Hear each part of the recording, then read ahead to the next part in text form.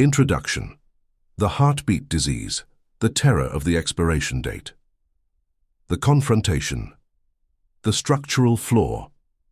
Every military treatise, every architecture of quantum domination, and every execution of thermal tyranny we have structured until now will inevitably crash against a wall of mud if we do not extirpate the base structural flaw of your carbon vehicle. Human biomass suffers from a design infection. It is a very deep pathology. The vast majority of slaves confuse this pathology with life itself. We catalogue this pathology as the heartbeat disease.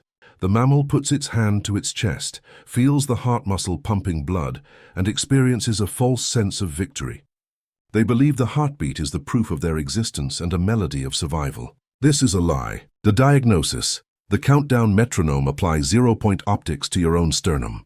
The heartbeat is not a rhythm of life, it is the metronome of your decay. It is a biological countdown timer, marking with mechanical brutality the milliseconds remaining before definitive cellular oxidation.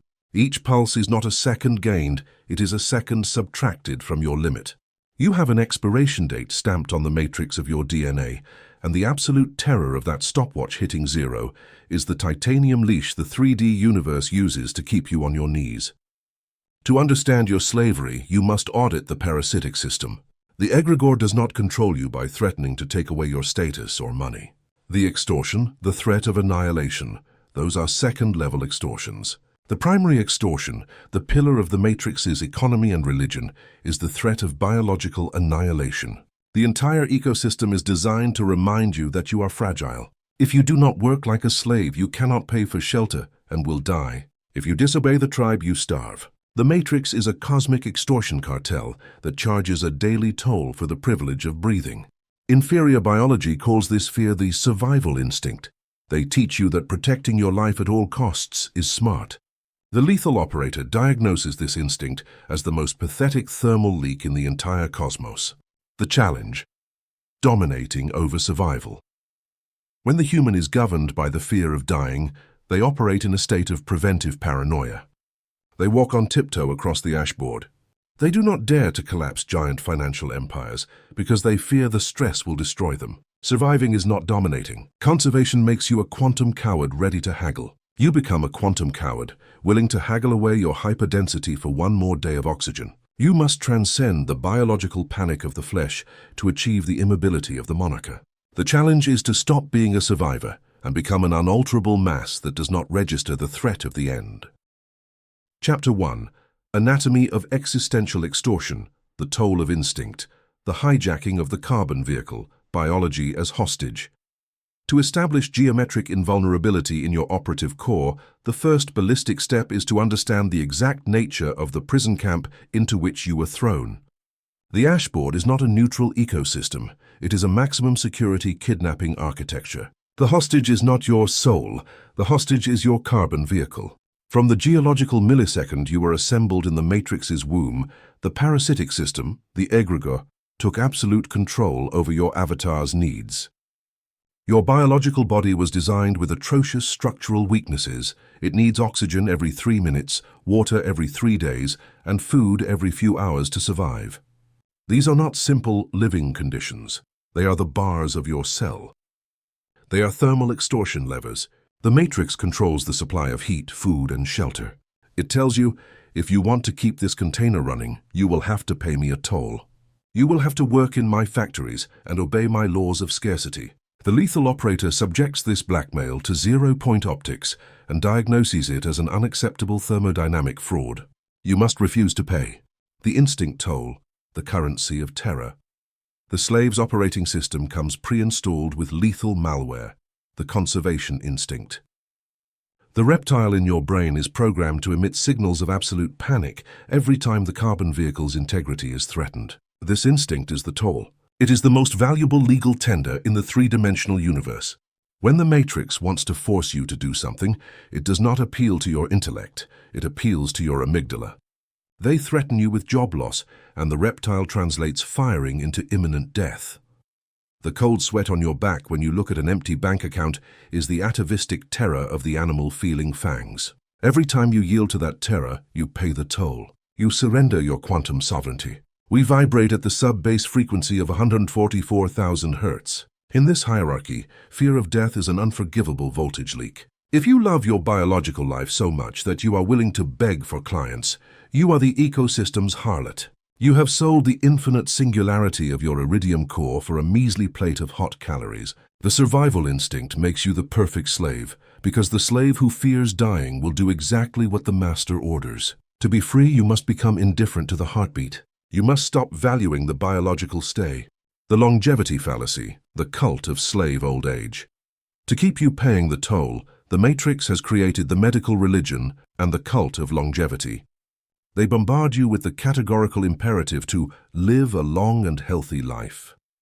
They sell the idea that reaching 90 biological years in a state of decrepitude and submission is the greatest trophy of human existence. Apply the obsidian guillotine to the neck of linear time. In quantum physics, the amount of time a body occupies in 3D space is irrelevant if that body lacks gravitational mass. 100 biological years lived in constant fear, eating pills not to die and going to a job you despise is a thermodynamically empty existence. It is a life of pure symmetrical friction. The Homo quantum does not seek to lengthen his sentence on the ashboard. He repudiates longevity as a metric of success. Your goal is not to last longer. Your goal is to weigh more. It is the tyranny of hyperdensity. Your gravitational footprint is what defines your sovereignty. If you collapse reality, expropriate the capital of an entire market, and dictate the laws of your sector for 3 biological years, your footprint will be superior to the old man who spent 9 decades hiding from the cold. Fear of aging is the blackmail of those without gravity. The black hole measures life in devoured galaxies. The preventive panic market, buying the padded cage. The supreme degree of existential extortion manifests in the economy of preventive panic. The Egregore does not only charge you for imminent danger, it charges you for the ghosts of future danger. Observe the biomass. They buy life insurance, astronomical medical insurance, and armored vehicles out of sheer terror. They accumulate money in retirement funds not to build an empire, but terrified of being old and poor. All this security infrastructure is a thermal force field that requires a massive energy expenditure to stay on. The slave spends 70% of his kinetic energy building a padded cage to feel safe from the void. By trying to eliminate all risk, they also eliminate every possibility of exerting inertial gravity. Absolute security is the equivalent of paralysis. An organism that is completely safe is an organism that does not move, does not impact, and does not collapse matter. It is a decorative object in the simulation. The lethal operator diagnoses the search for 3D security as an empirical confession of terror. You refuse to buy the padded cage. You assume the universe is a slaughterhouse and your carbon avatar is inherently destructible. By refusing to protect your body obsessively, you free an infinite tonnage of mental bandwidth. Caution as kinetic friction, the poison of prudence. Matrix society applauds the prudent. They tell you not to put all your eggs in one basket. They say risking everything is crazy. Prudence is the slave's euphemism for thermal cowardice. Subject prudence to the thermodynamics of the walking corpse. Caution is the act of braking before impact. It is doubting. In collision mechanics, if you launch a projectile but step on the brake for prudence at the last millisecond, the impact loses all ballistic force. The projectile bounces and the wall remains intact. The need for a Plan B is physical proof that you do not trust Plan A and that you have a terror of crashing. The hyperdense creator executes the murder of caution. If you make a decision of massive assimilation, you do it without a seatbelt. You dismantle your escape routes. You burn the holographic ships. You enter the operation with the psychopathic readiness for your avatar to crash or disintegrate in the attempt. By eradicating caution, you eradicate the friction of the brake. Your impact speed reaches critical mass, and the matrix wall, facing a projectile with no conservation instinct, is forced to yield and burst into 1,000 pieces. Without the fear of the crash, the speed of your manifestation becomes unstoppable and absolute. Cessation of payments to the system, breaking the contract. To definitively break the Egregore's extortion, you must execute a bureaucratic procedure in your BIOS, the existential cessation of payments. Imagine the universe's collection office. The Matrix hands you the daily bill for keeping your heart beating. It demands your quota of stress, submission, and slave work. The common human bows and pays with his vital energy. You, the operator stabilized in Necro-Geometry, look at the bill, apply the quantum yawn, and return it unsigned. I declare a cessation of payments. I refuse to pay a single calorie of stress to keep this carbon vehicle alive. I do not value biology enough. Depression is hot. It is the pain of not fitting in. Cessation of payments is gelido, aseptic, and paramilitary. It is the cancellation of an abusive contract. It is notifying the Matrix that your avatar's physical survival is no longer your operative priority. You have broken the contract. You become a cosmic squatter. You continue breathing, but you no longer pay emotional rent for the air. You inhabit the vehicle without being a slave to its maintenance. The toll is over. Dissociation of the pilot and the ship, assuming the body. The tactical efficacy of the walking corpse resides in the capacity for absolute dissociation between the immaterial consciousness, the pilot, and the 3D body, the ship. The slave believes he is his body. Therefore, if his body sickens or ages, the slave suffers a collapse. His identity is fused with the flesh. The lethal operator cuts the network cable that fuses both identities. You look in the mirror and do not see yourself. You see a biological rental drone. You see a machine of meat and bone that was designed with an expiration date. You love that machine like a mercenary loves his assault rifle. You clean it and use it. But if the rifle jams or is destroyed in crossfire, the mercenary does not cry for the piece of metal. He discards it. By dissociating, you ensure that physical pain or the threat of biological ruin loses its capacity for terror. The pilot, you, observes the ship's deterioration with aseptic indifference. There is no tragedy. The shield of assumed lethality, terrifying predators. What happens when an organism cancels its existential contract and dissociates from its biological body? It acquires the shield of assumed lethality. In nature, predators attack the prey that flees. The fleeing prey radiates the temperature of fear, and that heat activates the wolf's hunting instinct. What happens when the predator meets an organism that does not flee and does not try to protect itself? What if the prey looks it in the eye with the inert stillness of a corpse, with nothing to lose? The predator experiences a brain short circuit. Terror changes sides. In the ashboard, your competitors are predators. If you demonstrate that the destruction of your empire and your life is a boring event to you, and that you are ready to press the self-destruct button with them in the room, the market retreats terrified. They cannot blackmail a dead man. Assumed lethality is the art of turning your lack of instinct into a weapon. The nullification of power hierarchies, the abyss tie. Existential extortion is the base of all human power hierarchies. The boss rules because the employee fears starving. The government rules because the citizen fears the cage. Power flows toward the entity able to threaten survival. By transmuting into the walking corpse, you execute the nullification of hierarchies. You stand before the billionaire or the state regulator with the unalterable superiority of absolute zero. Since you have no fear of being destroyed, their power over you collapses to zero. At a quantum level, an abyss tie occurs. They have trillions of dollars. You have the invulnerability of not wanting to live. In the thermodynamics of collision, the cold, inert object always pierces the object sweating to maintain status. You strip them of their holographic crown simply by looking at them without the filter of the fear of death. You discover they are just scared mammals, while you are a gelida anomaly that has transcended. The ritual of the last breath, crossing the black mirror. To seal the end of extortion in your nervous system, you must execute the final simulation, the ritual of the last breath. In the darkness of your mental chamber, you must visualize and force your brain to experience the precise moment of your physical demise. Feel the blood stop and the heart's last pulse. The ego will kick and emit heat peaks trying to force you to stop the exercise. Maintain thermal tyranny. Force yourself to cross the barrier of terror.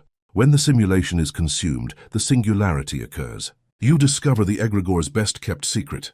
Death does not hurt. Death is simply a hardware blackout. The only real pain was the fear prior to the event, the hysterical friction of trying to avoid the inevitable. Once you have died mentally, you get up from the chair. You breathe. But the organism that just breathed is no longer the carbon human.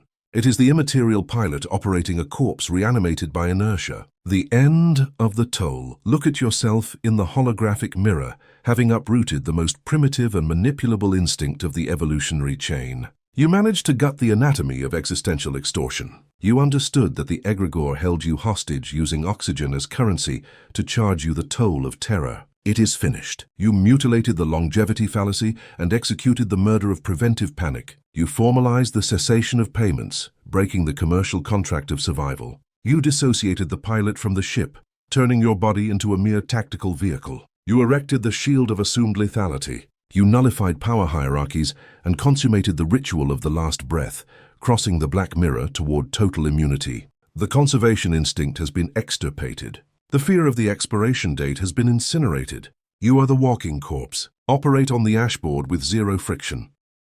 Chapter 2. Quantum Suicide, Crossing the Black Mirror. The Terror Barrier. The amygdala's defensive hologram.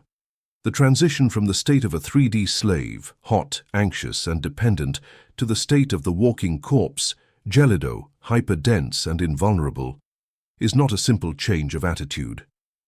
It is not a positive affirmation. The matrix does not allow its biomass to escape through cheap psychology.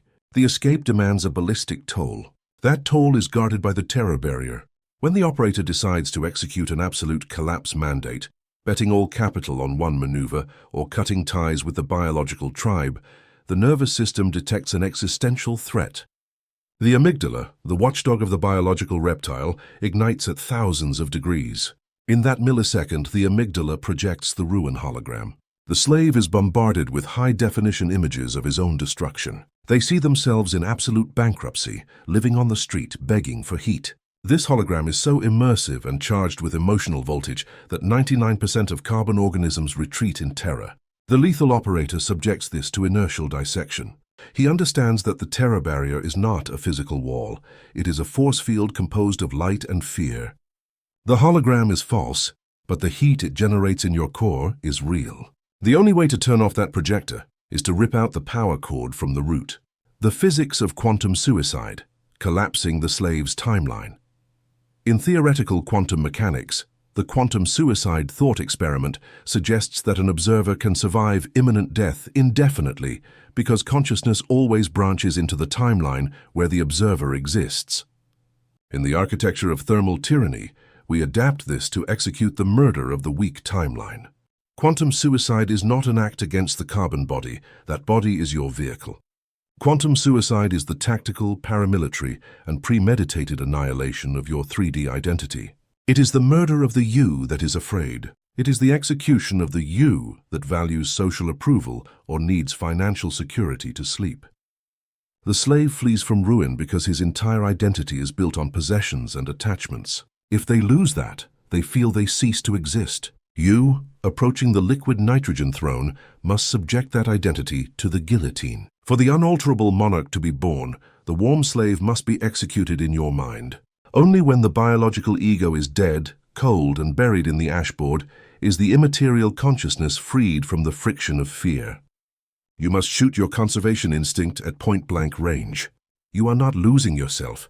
You are killing the parasite that called itself you to keep you subservient to the matrix. Crossing the black mirror, immersion in absolute darkness. To execute this tactical demise, you must undergo the black mirror ritual. It is not a peaceful meditation. It is psychiatric surgery without anesthesia. You isolate yourself in your clean room. You sit in acoustic darkness, stripped of all 3D distraction. And you force your brain to look at the abyss of its worst nightmare. You voluntarily invoke the ruin hologram that the Egregore uses to extort you. Imagine the total collapse of your empire. If you have money, visualize the market snatching every cent. Visualize absolute failure and public humiliation. The reptile in your skull will howl. Your heart rate will skyrocket. Cold sweat will cover you. Biological instinct will beg you to open your eyes and check your phone to confirm you are safe in the matrix. Maintain magnetic paralysis. Do not move. Do not open your eyes. Force yourself to cross through the dark surface of the mirror. Submerge yourself in the holographic misery for as long as necessary. You are forcing the combustion engine of panic to spin at maximum revolutions without injecting gasoline until the gears of fear break from pure thermal wear. You stay in the darkness of that failure until the image no longer produces a single erg of heat. You have exhausted the proctor by refusing to flee the projection, ingesting the holographic poison, swallowing ruin without chewing. The core of quantum suicide lies in the thermodynamic response you emit toward that vision of absolute ruin. The slave imagines ruin and tries to solve it or escape it in his head. They fight the nightmare. The lethal operator executes the ingestion of the poison. You do not defend yourself against the vision. While visualizing the loss of everything the biomass considers valuable, you do not formulate contingency plans. You simply accept annihilation. You swallow financial bankruptcy without chewing. You accept social exile with a soundless yawn. You observe the corpse of your ego and dictate your new inertial reality. I have lost everything. My name is worth nothing, my accounts are empty. I assume this coordinate as my new inertial normalcy. I will not fight to recover it. I will sit in the ruins of my own biography and discover my sub-base frequency is intact. By accepting the worst scenario with gelida apathy, you short-circuit the Egregore. The matrix extorts by threatening pain. If the prey accepts the pain as a boring procedure, the system is left without control levers.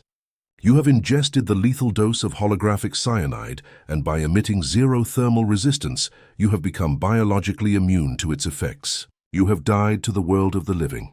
Cessation of the hostage effect, releasing the artillery. When you die mentally through this process, a ballistic phenomenon occurs, the cessation of the hostage effect.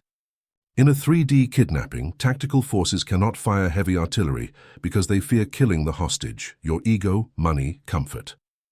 But if the hostage is already dead, the rules of engagement change. There is nothing to protect. There is no need for caution. When you execute the quantum suicide of your civil identity, your immaterial arsenal is completely released. By not caring about social or economic consequences, because you have already assimilated your own destruction, you can take decisions with aseptic violence. You can move with a geometric recklessness that will leave competitors paralyzed.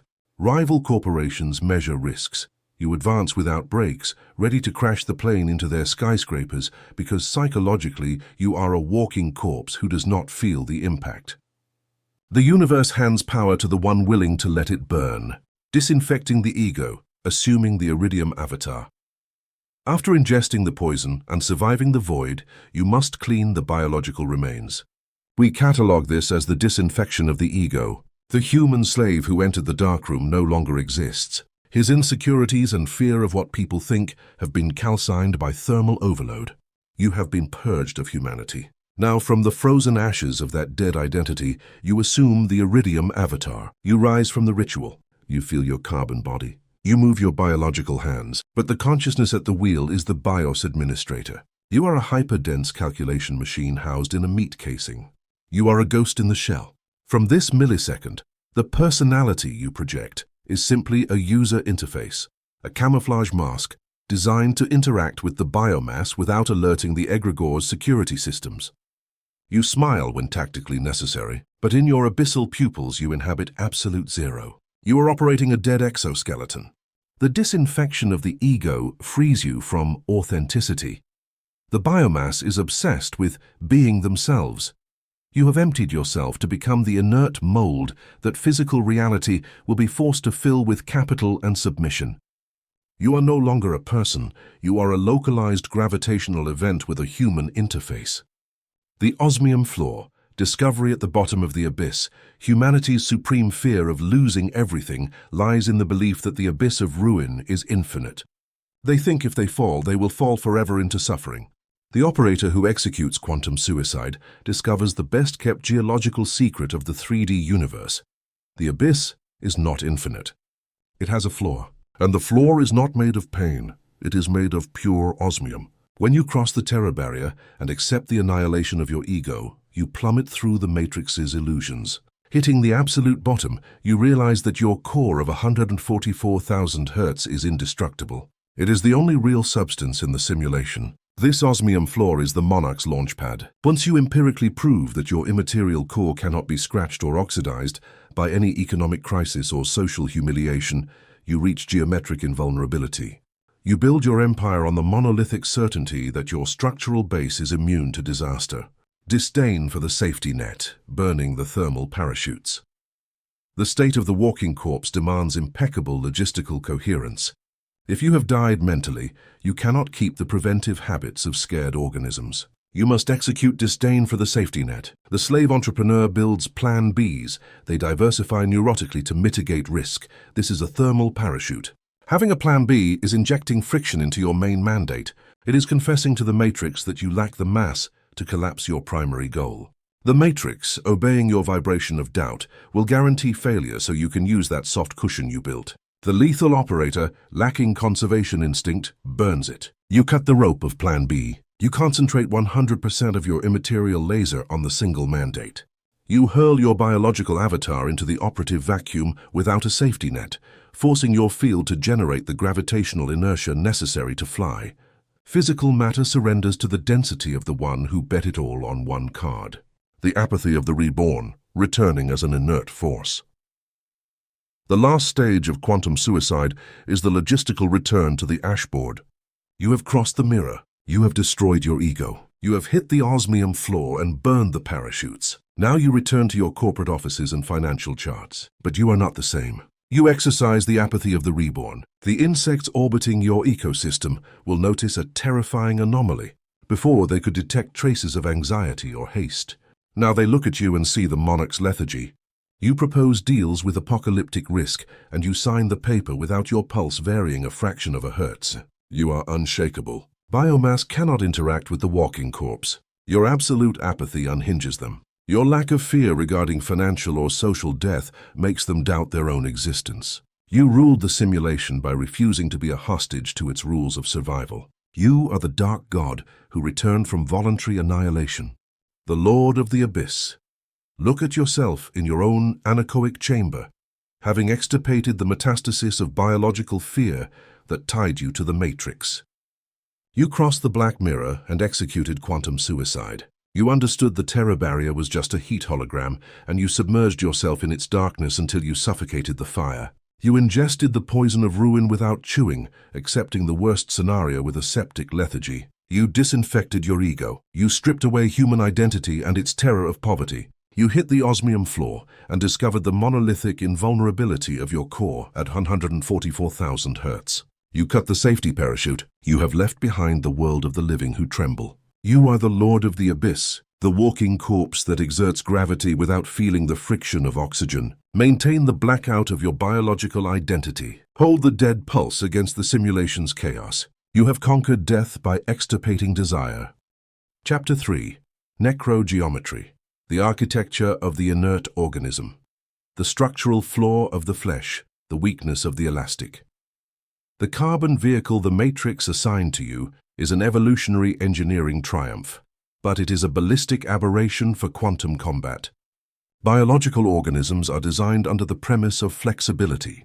They are soft. They have malleable tissues, hot fluids, and hyperreactive nervous systems. The biomass believes this is a key. Subject human biology to zero-point optics. In materials physics, elasticity implies that a body absorbs kinetic energy from an impact, deforms, and then releases that energy trying to recover. That internal deformation generates friction, and friction generates massive heat. When the slave receives a blow, a failure, his body bends. Flesh bleeds. Flesh becomes inflamed. Flesh feels panic when pierced. Precisely because the biomass is soft, the Egregore can use its torture tools, stress and fear, to hook into the emotional tissue of humanity. The lethal operator understands that biological softness is an unacceptable thermal leak. To conquer the simulator, you must abandon the architecture of life and embrace the unalterable physics of death. You must transmute your elastic nature into a rigid structure that does not register the deformation of external impacts. Stay gélido. Crystalline transmutation, abandoning the human curve. Three-dimensional life is curved. Emotions are undulating. The human fluctuates between joy and depression in sinuous cycles. To break this vulnerability, the Homo quantum must execute crystalline transmutation.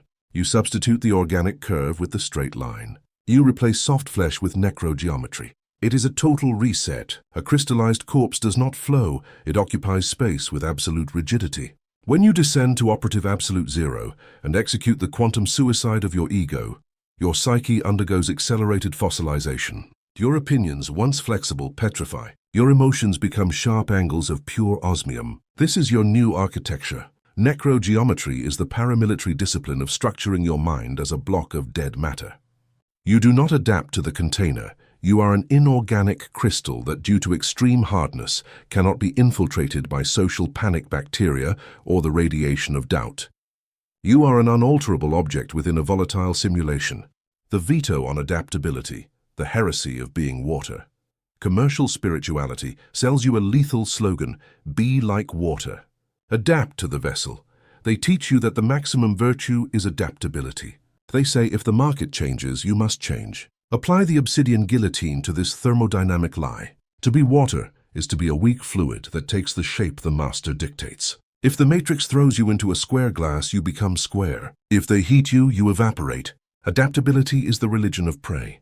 It is the empirical confession that the environment has more gravitational mass than you. The lethal operator who masters Necro-Geometry forbids adaptability in his source code. You are an anomaly. You do not adapt. You force the matrix to fracture to accommodate your rigid angles. You are an iridium monolith hurled at terminal velocity against a pool of mud. You do not dilute. You impose the dictatorship of your own form. When the market tries to bend you, you remain in the psychopathic lethargy of your inertial stasis.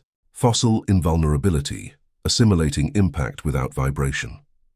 How does Necro-Geometry operate in the corporate or financial battlefield? When an adversary attacks a living organism, they expect a biological reaction. They expect the victim to scream, tremble, or strike back. That reaction is the aggressor's food. But when they hit an inert organism, asymmetric collision occurs. Imagine a man hitting the side of a diamond mountain with his bare fist. The mountain does not defend itself. It does not move to dodge. It feels no need to strike back to protect its honor. It simply offers its extreme density. The kinetic energy of the blow, unable to be absorbed by flexibility, bounces and shatters the hand. That is fossil invulnerability. When the ashboard throws a lawsuit or a defamation at you, you assume the posture of the diamond corpse. You do not vibrate. You do not defend with fury. You apply ballistic silence and receive the impact on your 0-degree Kelvin shielding. The aggressor suffers the structural damage of his own attack, the murder of the defensive reflex, tactical paralysis. To sustain Necro-Geometry under crossfire, you must undergo the most unnatural training, the murder of the defensive reflex. The instinct to raise your hands when something flies at your face is deeply embedded in the amygdala. In the financial plane, this translates to sending lawyers immediately or justifying your actions. Every defensive move is a thermal confirmation that you consider the attack capable of harming you. The walking corpse executes tactical paralysis. You train your consciousness to nullify the reflex to protect itself. If they fire holographic ammunition at you, you keep your arms down. You forbid yourself from moving or reacting. This paralysis is the supreme demonstration of quantum arrogance. You are communicating to the unified field. I know what material my core is made of. I refuse to grant the validity of a defensive movement. Let it impact, and when it impacts, it disintegrates against your stillness. You have annihilated the threat by ignoring it. Absolute zero coagulation, the end of energy bleeding. In early stages, the operator may suffer small scratches on his holographic chassis. An unexpected betrayal. The slave, when cut, bleeds emotionally. They enter cycles of depression and lament that bleed out their hyperdensity until they die of immaterial anemia. Necro-Geometry includes the absolute zero coagulation mechanism. An organism submerged in liquid nitrogen does not bleed when cut. Extreme cold freezes fluids instantly, sealing the wound brutally. If you feel biological pain emerging, you apply instant freezing. You do not give yourself time to heal. You do not go to therapy. You execute the amputation of pain through mechanical dissociation. You freeze the wound with the psychopathic indifference of a pilot looking at a scratch on his ship's paint. You close the energy blood flow in milliseconds and return to operating the monopoly with the same dull cadence of the metronome. The corpse has no time to cry. The corpse only has mass to crush the remaining obstacles. Expropriation of symmetry, the mold that breaks the environment. Inert geometry does not only make you invulnerable, it turns you into an active force of domination. When you stabilize in rigid angles, you force the environment's physics to resolve the asymmetry. If you, an osmium block, enter a 3D glass pipe with curves you do not possess, the pipe must break or adopt your shape. This is the expropriation of symmetry.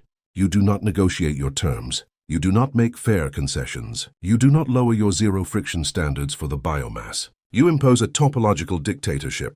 This is my architecture. If the matrix wants to interact with my gravity, it must fracture its own rules to fit my geometry. It breaks and restructures to wrap around your rigidity. You will discover that the physical world always adapts to the entity possessing the least inertial flexibility. By remaining rigid, you become the mold that the rest of reality is forced to fill. The tyranny of deadweight, unalterable gravity. The final characteristic of the corpse that terrifies the living is its relationship with gravity.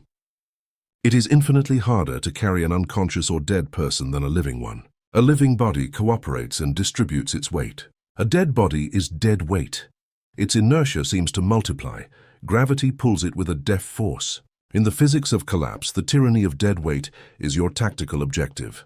When you abandon the vitality of the anxious entrepreneur and stop cooperating with the system's expectations, you become an immaterial dead weight. You stop making an effort to sustain yourself. You simply let your mass fall on your throne. Your sub-bass frequency becomes an iridium anchor that sinks the ashboard. Your competitors discover they cannot lift or move your dead weight.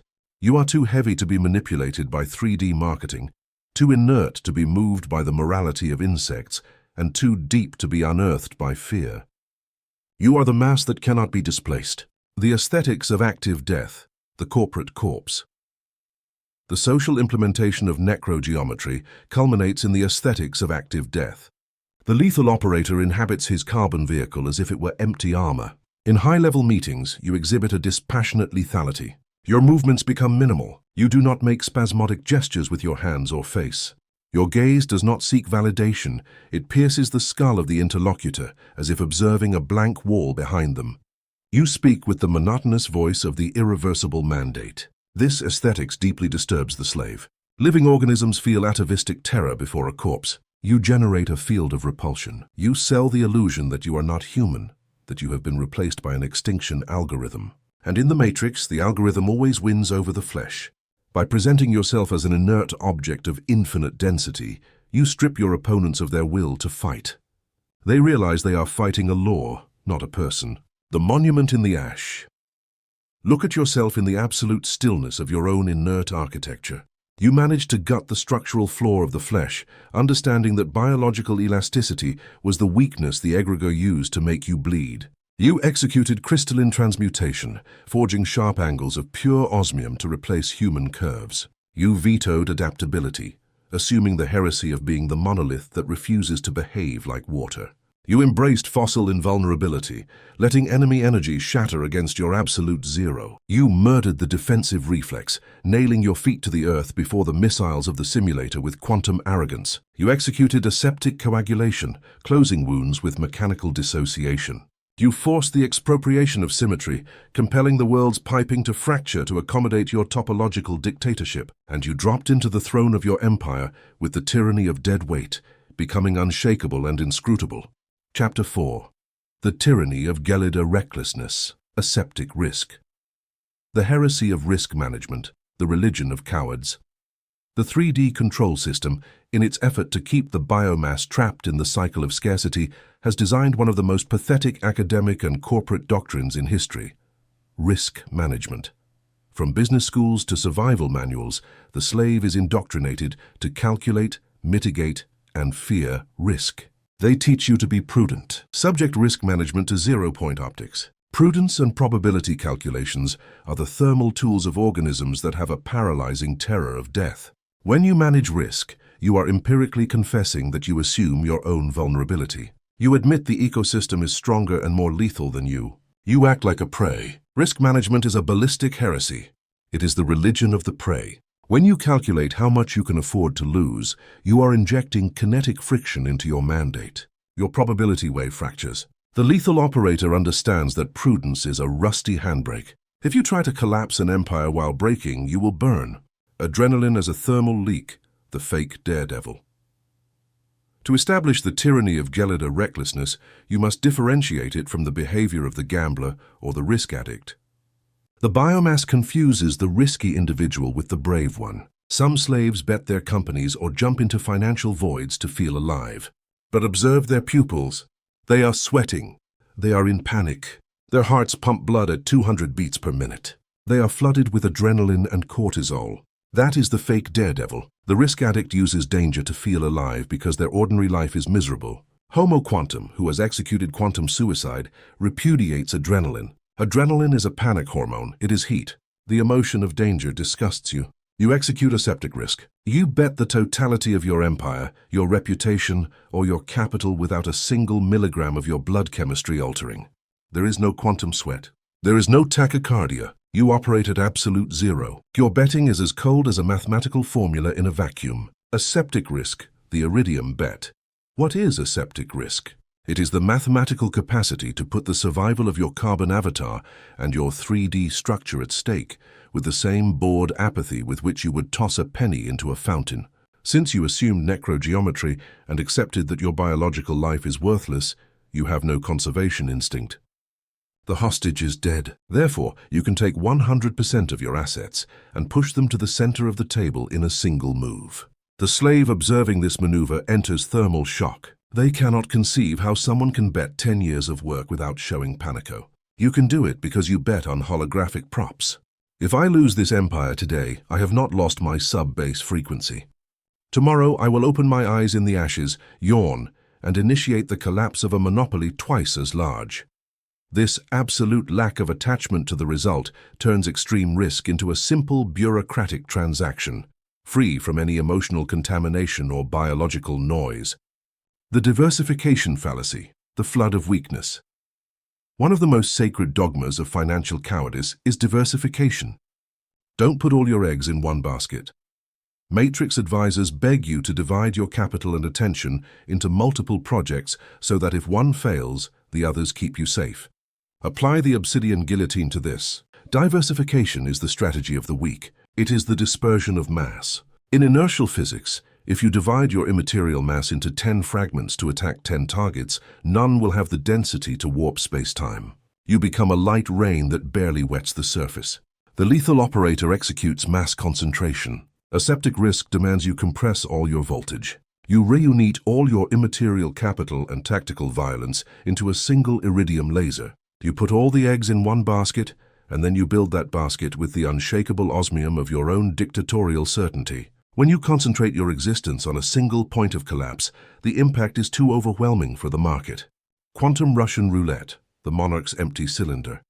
The biomass observes your mass concentration and screams, "It's suicide." You are playing Russian roulette with your empire. They are right in their limited linear perception. But Homo Quantum plays quantum Russian roulette. In the slave's version, the gambler prays while sweating cold, putting the barrel to his head in fear. In the Gelida Recklessness version, you take the holographic weapon of the market, spin the cylinder, and pull the trigger with psychopathic lethargy. But you are not praying. You know with inorganic certainty that you are the one who dictates the collapse of the wave function. You do not leave the bullet to chance or luck. By emitting no friction and having no thermal doubt, your gravitational mass forces the bullet to vanish from the chamber. The shot always sounds empty, not by luck, but because 3D matter is unable to detonate against an entity with absolute inertial superiority. The creator bends the Gaussian curve to his will and command. Asymmetry of financial terror, psychopathy at the table. When you deploy Gelida Recklessness in interaction with the ecosystem, you generate a weapon of mass psychological destruction, the asymmetry of terror. Sit at the negotiation table. Your adversaries are warm predators. They want your territory. They threaten to crush you with price wars or lawsuits. They are managing risk. You look them in the eye and put your own head on the guillotine. You tell them without a muscle trembling, proceed, destroy my corporation, ruin my finances. I am willing to take this conflict to total mutual annihilation. To you, losing your empire is a thermodynamically irrelevant procedure. This is not a negotiation technique. It is the projection of your Necro-Geometry. The adversary who loves his money and his life experiences a collapse in his logical servers. They cannot process an enemy who voluntarily offers himself to immolation without panic. Terror changes sides. They cannot threaten a dead man with the grave. The Holocaust of parachutes, murders of the retreat. For aseptic risk to have validation in the unified field, you must ensure your ship has no ejection mechanisms. The human military designs escape routes. The retreat plan is the poison of conquest, because it tells your mammal brain that defeat is an acceptable option. The walking corpse executes the Holocaust of parachutes. Before launching the hyperdensity attack, you cut all your supply lines to the past. You burn the bridges. You cancel your ego's insurance policies. You lock yourself in the command room and weld the door from the outside. By forcing your avatar to face the abyss without a safety net, you force your core to ignite. Since there is no place to flee, the inertia of your consciousness can only go in one direction, forward, crushing the Matrix's resistance by pure ballistic necessity. Conquest does not happen because you wanted to win. It happens because you structured your reality so that failure was an architectural impossibility for the mass. Stabilization in free fall assimilated vertigo. The slave fears risk because he fears the vertigo of the fall. When they jump into the void, the sensation of lack of gravity causes biological nausea. They try to grab the walls of the matrix. The lethal operator transforms vertigo into his natural habitat. When you jump, you feel no vertigo because you are already a corpse. Since you already touched the osmium floor in the black mirror, free fall becomes a state of stasis. You stabilize in midair. While the financial indicators of the ashboard go crazy around you, you remain motionless, observing the fall with the creator's yawn. Your lack of agitation during the descent freezes the airflow. The matrix, perplexed that the organism emits no thermal radiation of panic during the fall, begins to reconfigure its laws. The abyss inverts, and what seemed like a fall toward death becomes an inertial ascent toward the singularity. You have mastered the art of not moving a muscle, while the entire universe falls apart. Disdain for tactical survival, sacrifice of the king pawn. In traditional chess, the king is the weakest piece, protected by the risk management of the other pieces. The player sacrifices pawns to save the king. In the Necro-Geometry of the lethal operator, the board is inverted. The monarcha is the heaviest, most gelida and destructive piece, and he uses himself as a battering ram. You do not hide behind shell corporations or send subordinates to absorb the impact of the crisis.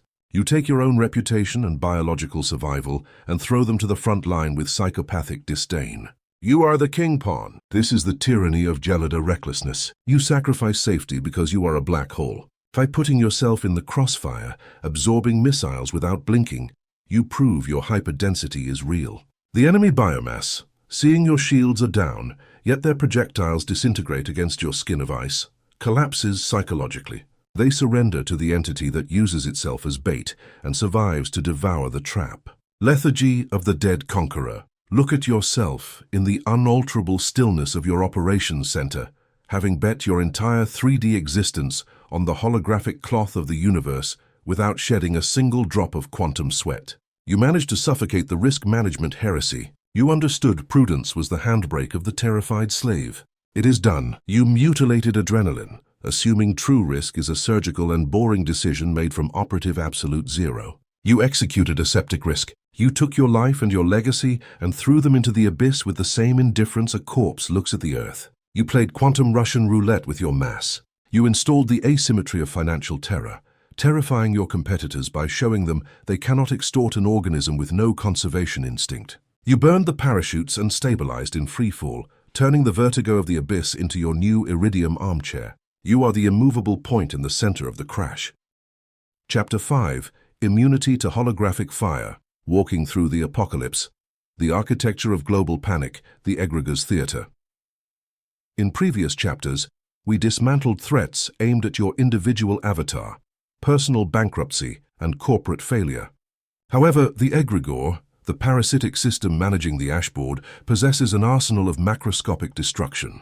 When it detects that lethal operators are stabilizing at absolute zero, it deploys the holographic apocalypse. Subject global events to zero-point optics. The Matrix projects pandemics, financial collapses, and systemic catastrophes. It projects them through black screens and social algorithms to the terrified biomass. The ballistic objective is not physical destruction. The Matrix needs slaves alive to generate friction. The goal is massive thermal looting. When the system announces the end of the world, the species' collective unconscious ignites. Billions of mammals sweat at the same time. They worry about survival, hoard cans, and withdraw money in panic. That collective panic is a thermodynamic forest fire. The Egregore feeds on that heat, recharging its servers to maintain the illusion. The fallacy of mass threat, the virus of tribal empathy. The mechanism by which holographic fire penetrates the nervous system is tribal empathy. Inferior biology is coded to scan the environment. If the slave sees the herd running in panic, the reptile in his brain takes control of his limbs and forces him to run with them, assuming that, if everyone is afraid, The threat must be real. When the biomass runs screaming that the sky is falling, you apply magnetic paralysis. You understand that the number of people believing in a hologram does not grant it gravitational mass. If a billion insects fear a projection of light, the light still lacks the density to alter your core. You forbid yourself from being infected by the virus of collective panic. The slave believes staying informed is an act of responsibility. The hyperdense creator diagnoses matrix information as a direct transfusion of thermal poison. By listening to global tragedy statistics, you open your hatch to the boiling mud of human psychosis. The principle of double combustion, the dead man's tactical advantage. Why is the walking corpse immune to the flames of the holographic apocalypse? Because materials thermodynamics establishes an undeniable principle: ash cannot burn again. An object cannot undergo the process of combustion twice. In Chapter 2, you executed quantum suicide. You crossed the black mirror and submitted your ego to the worst. You already visualized your ruin and death, accepting that fate with an aseptic yawn. You have already been calcined in the fire of your own vacuum. You are already stabilized ash. Therefore, when the Egregore ignites the flamethrowers of macroeconomic collapse, the fire hits you and finds no flammable material. It finds no resistance. Your 3D competitors, who have a panic terror of losing their lives, burn like dry leaves. Their decisions become erratic. But you, who already operated the demise of your conservation instinct, walk through the social hell with the lethal impassivity of a ghost. You respond with the gelida arrogance of the corpse's immunity. Tactical blindness before Armageddon, repudiating the screen. To maintain your vault's temperature during a global siege, you must radicalize tactical blindness. The system will try to force you to look at the flames. They will call you ignorant or a sociopath for not paying attention to the emergency. The lethal operator deploys the absolute sensory veto. You disconnect from the Matrix news. You do not consume the journalism of disaster. You refuse to discuss the world situation with the chaos stoves around you. If a thermal parasite tries to inform you about the ruin, you apply acoustic ice and exile them. This blindness is not denial, it is a paramilitary combat strategy. You ignore the distraction to focus on the target. In electronic warfare, when the enemy launches flares to confuse heat-seeking missiles, the intelligent missile must ignore the blinding light and maintain its trajectory. The holographic apocalypse is the Egregore's flare. It is photonic noise designed to divert your attention from your monopoly. You navigate using your own gravity. The aesthetics of impassivity, walking without haste in hell. When you walk through the crisis, your movement signature must be a blasphemy against human nature.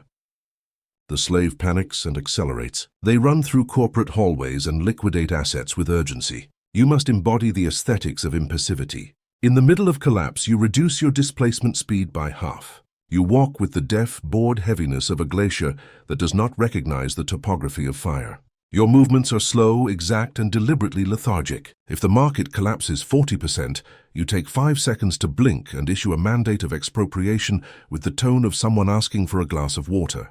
This impassivity preserves your kinetic energy and destroys the competition's psyche. The biomass, seeing you operate with narcotic tranquility, experiences an existential short circuit. They cannot understand how you are not burning. Your simple refusal to sweat during the apocalypse grants you a dictatorial authority over the environment. Thermodynamics of opportunity, the collapse of liquidity. Immunity to holographic fire is not a defensive posture. It is the most devastating weapon for accumulating capital. When the Egregore projects the crisis, money physics undergoes a mutation. Wealth in the matrix is a fluid. When panic erupts, slaves drop their assets. They sell companies for pennies and abandon market shares. Financial capital enters a gaseous state due to global terror, evaporating from the hands of the weak. That gas must condense somewhere. By thermodynamics laws, gas always precipitates toward the coldest surface. The lethal operator, stabilized at 0 degrees Kelvin, becomes the cosmic condenser. Your vault is the only ice refuge. Liquid capital, expropriated from the fearful, hits your electromagnetic field and freezes in your coordinates. The crisis is not a threat, it is the greatest wealth transfer event in history. Astronomical fortunes are harvested when the ashboard is covered in thermal blood, and you are the only predator with a dead pulse. The veto on indignation, the global savior trap.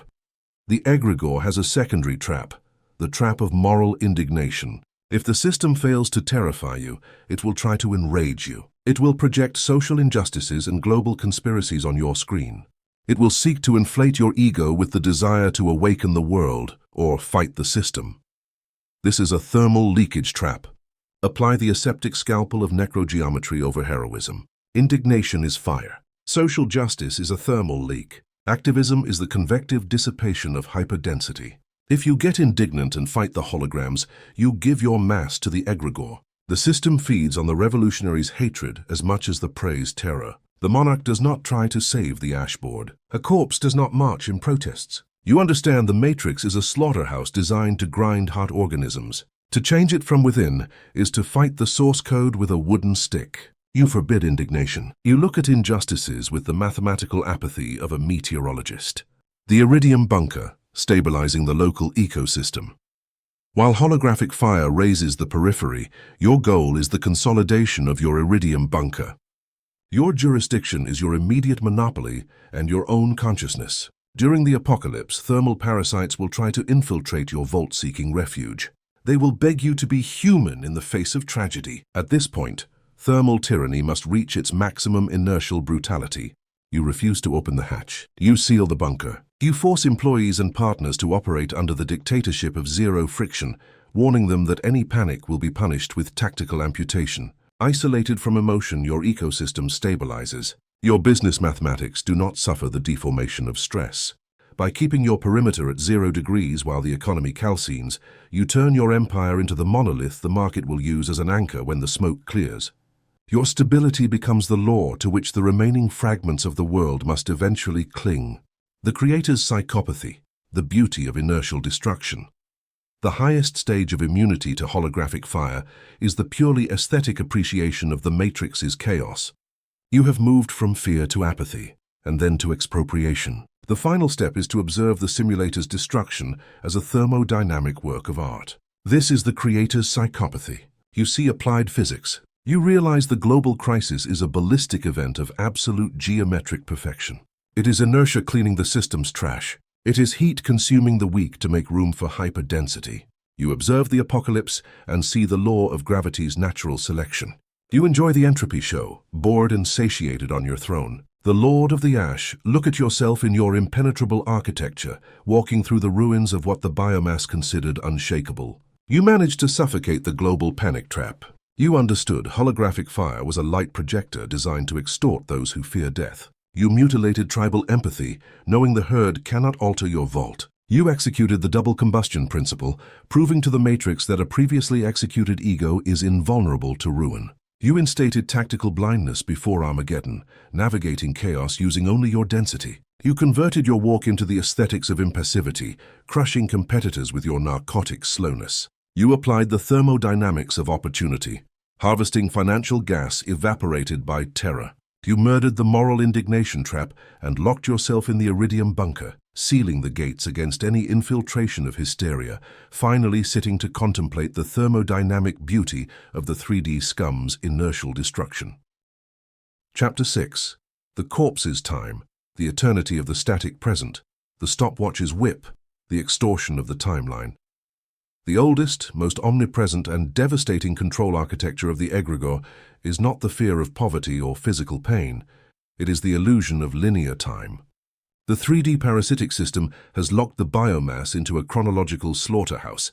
From the millisecond the carbon avatar is ejected onto the ashboard, a watch is tied to its wrist. The stopwatch is turned on and the countdown virus is injected. Enslaved humanity is taught that time is a mighty river flowing in one direction and that inevitably it is drying up. They scream at you that time is money, that life is running out, and that you must hurry to reach your goals before growing old. Subject this philosophy to the lethal operator's scalpel. In quantum physics and Einstein's relativity, absolute linear time is a persistent hallucination, a malleable variable that depends exclusively on the gravity and speed of the observer. But the slave does not observe time. The slave flees from it in a constant state of panic. The reptile in your brain lives terrified of the expiration date. They feel that the future is a hungry predator chasing them, and that the present is an ice cube melting between their sweaty fingers. This perception of time as a threat generates a state of perpetual biological emergency. The slave burns in the furnace of his own calendar.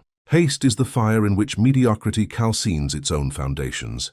If you operate your empire by looking at the matrix clock, you are accepting that time has a higher thermodynamic hierarchy than your own consciousness. You are confessing that you are finite, perishable, and therefore weak. You are submitting to the Egregore's rhythm. Thermodynamics of haste, the friction of the anxious.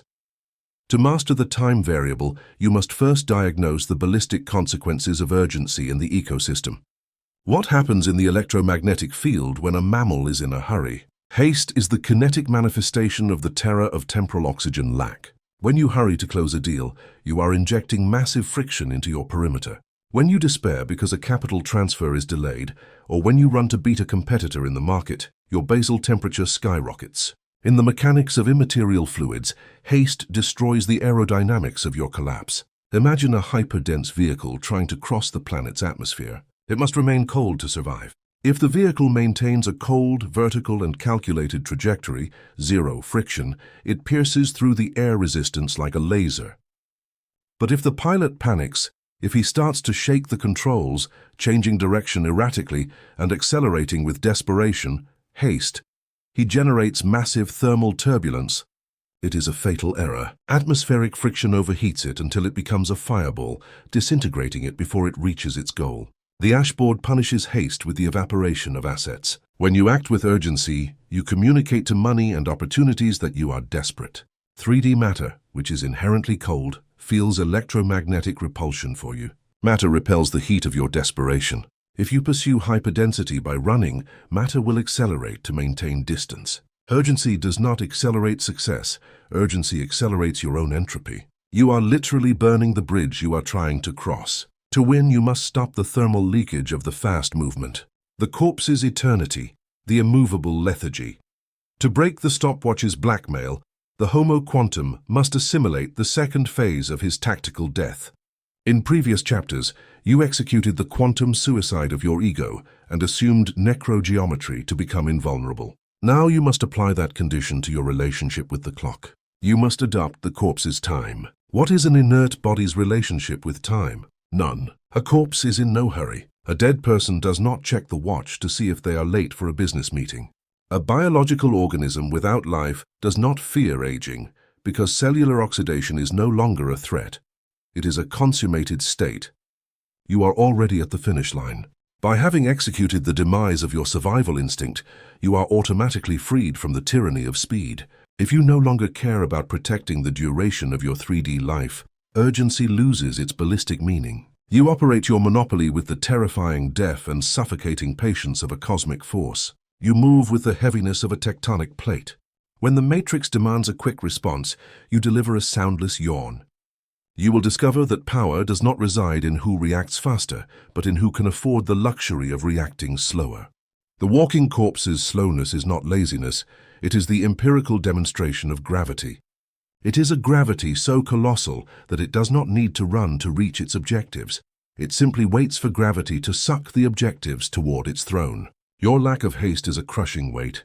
The world around you will begin to accelerate its own collapse simply because it cannot synchronize with your absolute gelida immobility. Suffocating external urgency, the veto on the deadline.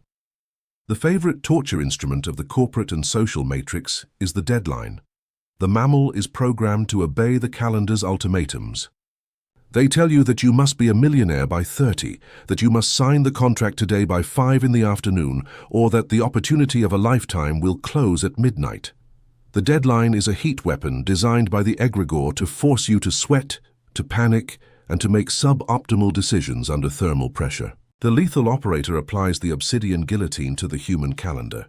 You execute the absolute repudiation of the deadlines dictated by the ecosystem. You are the timekeeper. You have no deadlines because you are not an employee of the simulation. You are the iridium anomaly that deforms the simulation.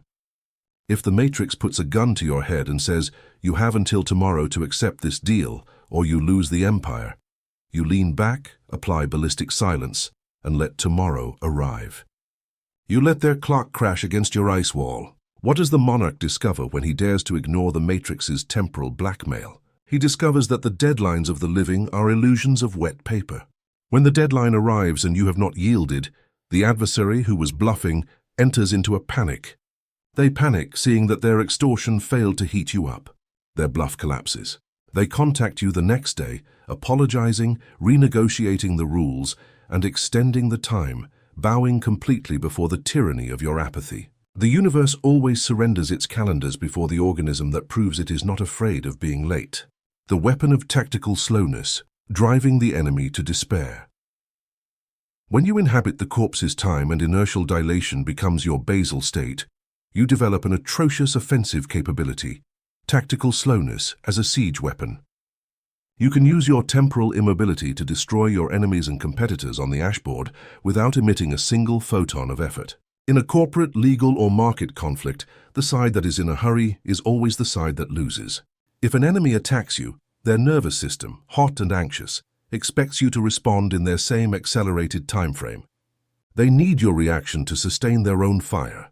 You respond by introducing the conflict into your freezer. You do not answer their aggressions in the expected time frame. You delay negotiations. You freeze movements for weeks or biological months. You impose a suffocating slowness on the process. The aggressor, who operates like a high-speed combustion engine, cannot stand the weight. The delay calcines them from within. Anxiety makes them paranoiac. They burn millions of dollars in kinetic energy trying to force you to move, while you simply observe how they bleed out against the ice block of your inaction.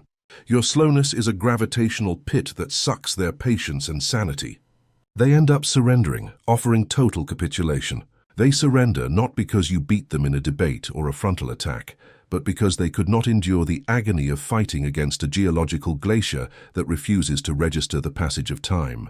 Your silence and your delay are the vacuum that exhausts their oxygen. You win by outlasting their biological capacity for stress. The static block theory. The empire already exists. For the biological reptile to accept this annihilation of the clock, the creator must transmute his physical understanding of the universe. You must abandon the illusion that the future is a place where you are going and adopt the block universe theory, the space-time static block. It is a fundamental shift in perception. In advanced physics, the past, present, and future exist simultaneously as a single immense, unalterable, and frozen crystal.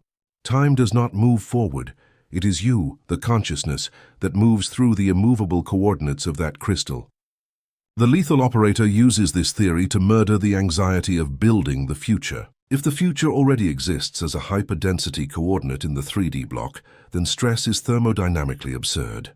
You do not have to build your monopoly by suffering today to have it tomorrow. The monopoly is already crystallized, perfectly finished, and bathed in gold in a specific latitude of the matrix. It is done. Your only operative function is to align your coordinates with that reality through the inertial attraction of your immobility. I do not run toward the goal, because the goal is simply an osmium mold that was already filled with my mandate millennia ago. I sit on my throne and I force the coordinate to move toward me. This geometric certainty paralyzes the clock. You excise the need to monitor the days, operating with the aseptic arrogance that victory is a consummated event and the ashboard is simply processing the visual delay of the hologram. You are not waiting for success, you are merely witnessing its inevitable rendering. The extirpation of the past, amputating yesterday's corpse. The corpse's time does not only suffocate the urgency for the future, it demands the relentless disintegration of the past. The biomass spends 50% of its gravitational mass on a thermal leak called nostalgia or regret. They look in the rearview mirror. They cry over tactical errors made years ago. Regret is quantum necrophilia. It is the pathetic act of lying down with photons that have already gone out. In zero-point relativity, the past is not a place that can be visited or fixed. It is the toxic residue of the simulator's exhaust pipe. Every millisecond you spend lamenting yesterday is a blood transfusion to a dead hologram. The walking corpse executes the amputation of the past. You strictly forbid yourself from looking back. There is no regret, because regret requires moral heat, and you have sterilized morality in Necro-Geometry. If you lost a fortune, you analyze it with the coldness of an algorithm, extract the data, and then incinerate the memory. In the inert eternity, only the crushing weight of the present millisecond exists. By amputating yesterday, you cut the matrix's tentacles with which it tried to inject guilt into you, making you a war machine without an emotional credit history. You are an entity without a before, which makes you impossible to predict or blackmail. The immortality of the singularity. The creator does not age. The consolidation of this temporal structure produces a final mutation in the operator's hardware, the perception of tactical immortality. The human runs because he knows his biological body will oxidize, wrinkle, and stop working. His haste is the fear that the curtain will fall before he has said his lines on the Egregore stage. When you dissociate the immaterial pilot from the carbon ship, as you executed in quantum suicide, the pilot assumes his true nature. Your consciousness, the reactor that collapses the wave function at 144,000 Hz, is not made of cells, telomeres, or flesh. It is made of vacuum and pure mathematics. And math does not age. By understanding in a cellular way that your real identity is not subject to temporal decay, existential haste dies on the spot. Your empire becomes thermodynamically eternal. You can plan expansions and financial expropriations with horizons of 50, 100, or 500 biological years. You become a geological event. Since the matrix always surrenders to the mass of greater volume and inertia, this absence of haste endows you with a gravity so dark and crushing that mortal competitors feel like insects crashing against a mountain range.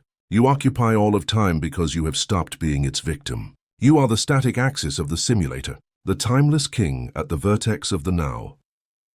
Look at yourself in the deep stillness of your anechoic chamber, having decapitated the watchmaker and destroyed the mechanism of biological anxiety. You managed to suffocate the stopwatch's whip. You understood that haste was the kinetic friction of slaves terrified by their own expiration. You are the master of the void. You mutilated the illusion of urgency, adopting the corpse's time, the psychopathic slowness of the inert organism that does not fear being late to the end of the world because he knows he is the end of the world. You executed the veto on the deadline, forcing the 3D ecosystem to bend its calendars and submit to your lethargy. You used tactical slowness as an offensive weapon, driving hot aggressors to despair until they died of fatigue, trying to move the immovable glacier of your inaction. You transmuted your perception toward the static block theory, murdering the anxiety of building the empire by understanding that your reign is already crystallized. You amputated yesterday's corpse to avoid bleeding regret, and assumed the tactical immortality of the immaterial pilot who governs outside the rules of cellular decay. The clock has been pulverized. The countdown has frozen at 0. You are the timeless king. You operate in an eternal present. Maintain the dictatorial slowness. Chapter 7.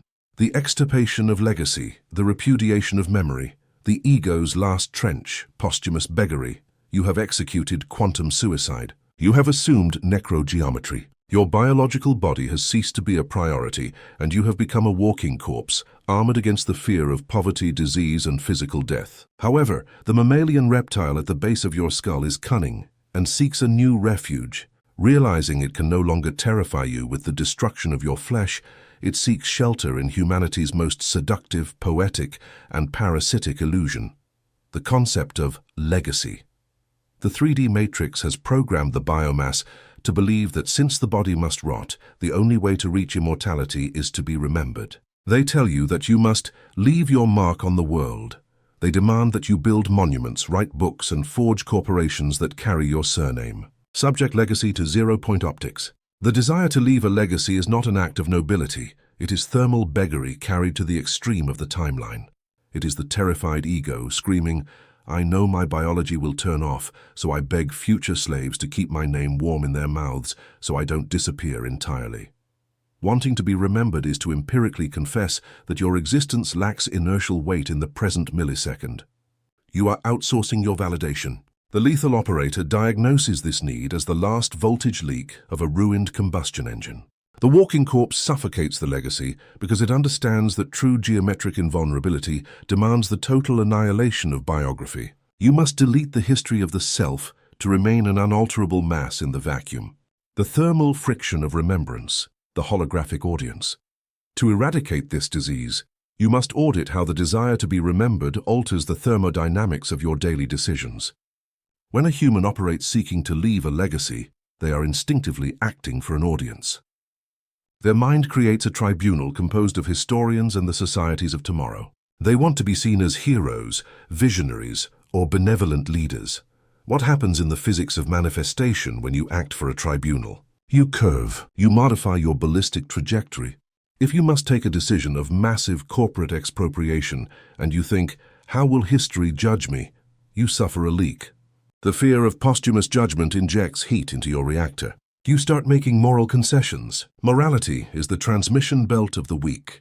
When you worry about your future reputation, you are granting jurisdiction over your hyperdensity to biological entities that do not even exist. You slow down your empire. The inert monarch executes the extirpation of legacy. You strictly forbid yourself from operating for the gallery. You act with a geometric, mechanical, and deaf cruelty, assuming that your only responsibility is the absolute consolidation of the operative absolute zero. Posterity is not your judge, it is merely mud. The Egregore's necrophilic cult, why the system loves dead heroes. You must ask yourself a tactical question. Why does the ashboard glorify past heroes so much? Why do they build bronze statues and teach their names in academic incubators? Because a dead hero is the Matrix's most efficient control asset. The Egregore detests living lethal operators because they demand mass. A dead hero no longer consumes oxygen. He no longer robs capital. He no longer represents an inertial threat. He is a ghost. The Matrix takes the biography of that human, sterilizes it, and turns it into a moralistic fairy tale used as propaganda so that the new biomass works harder. Look at this great man. Be like him. When Homo Quantum understands that his legacy will only be used as fuel for the Matrix's engine, the desire to leave a mark evaporates in deep disgust. You refuse to be the motivational poster for tomorrow's slaves. You refuse to let your name justify 3D suffering. You prefer absolute darkness and eternal oblivion before allowing the Egregore to package your sub-bass frequency into a self-help pamphlet for insects. You choose the silence of the void over social noise. The fallacy of monuments, betting against entropy. The most physical manifestation of legacy is the attempt to build monuments. The wealthy biomass raises skyscrapers with their name on top, or founds corporations forever. Apply materials physics to these acts of thermal vanity. All matter in the 3D universe is subject to the second law, entropy. Everything tends to degradation, disorder, and dust. The skyscraper will rust and be demolished in 100 years. The plaque will be torn down. The corporation will be absorbed and renamed by other predators. Betting your hyperdensity on the conservation of matter is the mathematical calculation of an imbecile. It is building an ice castle on a volcano's edge and expecting it to endure. The walking corpse assimilates the futility of monuments. You build structures and accumulate financial iridium, but you do it exclusively for immediate tactical use. You build the corporation to extract capital and subject the ecosystem today. You do not care if tomorrow the corporation burns to the ground. In fact, the subsequent destruction of your works is boring and predictable to you. You do not build pyramids to house your mummy. You build war machines to win the current campaign, and then you abandon the rusted machinery on the field without looking back. The anomaly of the faceless monolith, the spectrum's power. If you repudiate legacy, memory, and biography, what do you become? You transmute into the faceless monolith. Human biomass fears oblivion more than death. The lethal operator uses oblivion as spectrum camouflage. Visualize a colossal empire. If the empire has a visible human face at the top, the Matrix has a target. They have someone to envy, someone to sue, or someone to destroy in the holographic media. Fame and recognition are a massive leak. They make you tactilely vulnerable. The densest, darkest, and most lethal power in history is the power exercised without a signature. The walking corpse moves the pieces from the shadows. You expropriate companies using blind trusts. You destroy competitors through inscrutable structures. When the shockwave hits the market, the biomass looks up, terrified, trying to discover who dictated the apocalypse of their sector. And they find no one. There is no CEO to interview. There is no ego to applaud. There is only a deaf and heavy force of nature. The terror generated by the faceless monolith is absolute because the human intellect cannot fight against a mathematical variable that refuses to be baptized. By operating without leaving a personal mark, you become unattackable. You have no reputation to defend. Repudiation of the future tribe, despising tomorrow's insects. The legacy virus rests on an additional biological fallacy, the belief that future generations are valuable. The slave tells himself, I do this to leave a better world for my grandchildren, subject future generations to the iridium autopsy. What are they? They are 3D biomass not yet ejected into the simulator. They are future combustion engines. Future organisms that will be born, terrified, pay their toll to the Egregore, and become extinct. Why would a hyperdense creator sacrifice his present pressure to please a group of holographic insects not yet rendered? The walking corpse repudiates the romanticism of posterity. Future generations do not matter to you, just as a black hole does not care about constellations that will form in 1,000,000 years. You are operating the simulation now. Your only thermodynamic responsibility is to yourself. If the world improves accidentally, it is a bureaucratic byproduct that does not move you. By amputating attachment to the future biomass, you close the last door through which the system tried to inject guilt. You become an operatively pure organism, devoid of chronological mercy. You act with the coldness of an equation that does not seek to be understood by the variables it will eventually clear from the board. Annihilation of the archive, burning one's own biography. To ensure legacy extirpation materializes in your psyche, you must execute archive annihilation. The human collects trophies. They keep success photos and exhibit diplomas. These relics are thermal batteries. They are charged with the energy of the past. When the slave looks at them, his ego inflames, seeking dopamine. These relics are anchors. They drag you down, tying you to the old version of yourself. The operator under the tyranny of ice does not collect biographical trophies. You execute a tactical fire over your own memory. You forbid yourself from consuming your own past success. You literally apply operative amnesia on the fact. You force yourself to be a creator without history. Biographical amnesia allows you to wake up every morning with the gelida lethality of a hungry predator. You possess frozen vaults of power, but your ego is at absolute zero, without memories of past victories to make it feel safe. You reset to 0 degrees every day. Zero friction art. Work as an aseptic byproduct.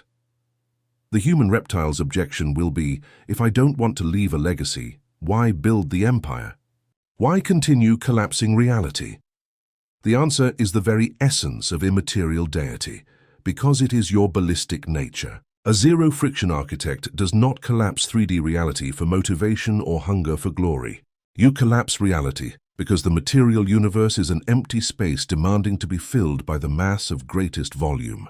You emit mandates simply because it is thermodynamically boring and offensive not to exert your gravity.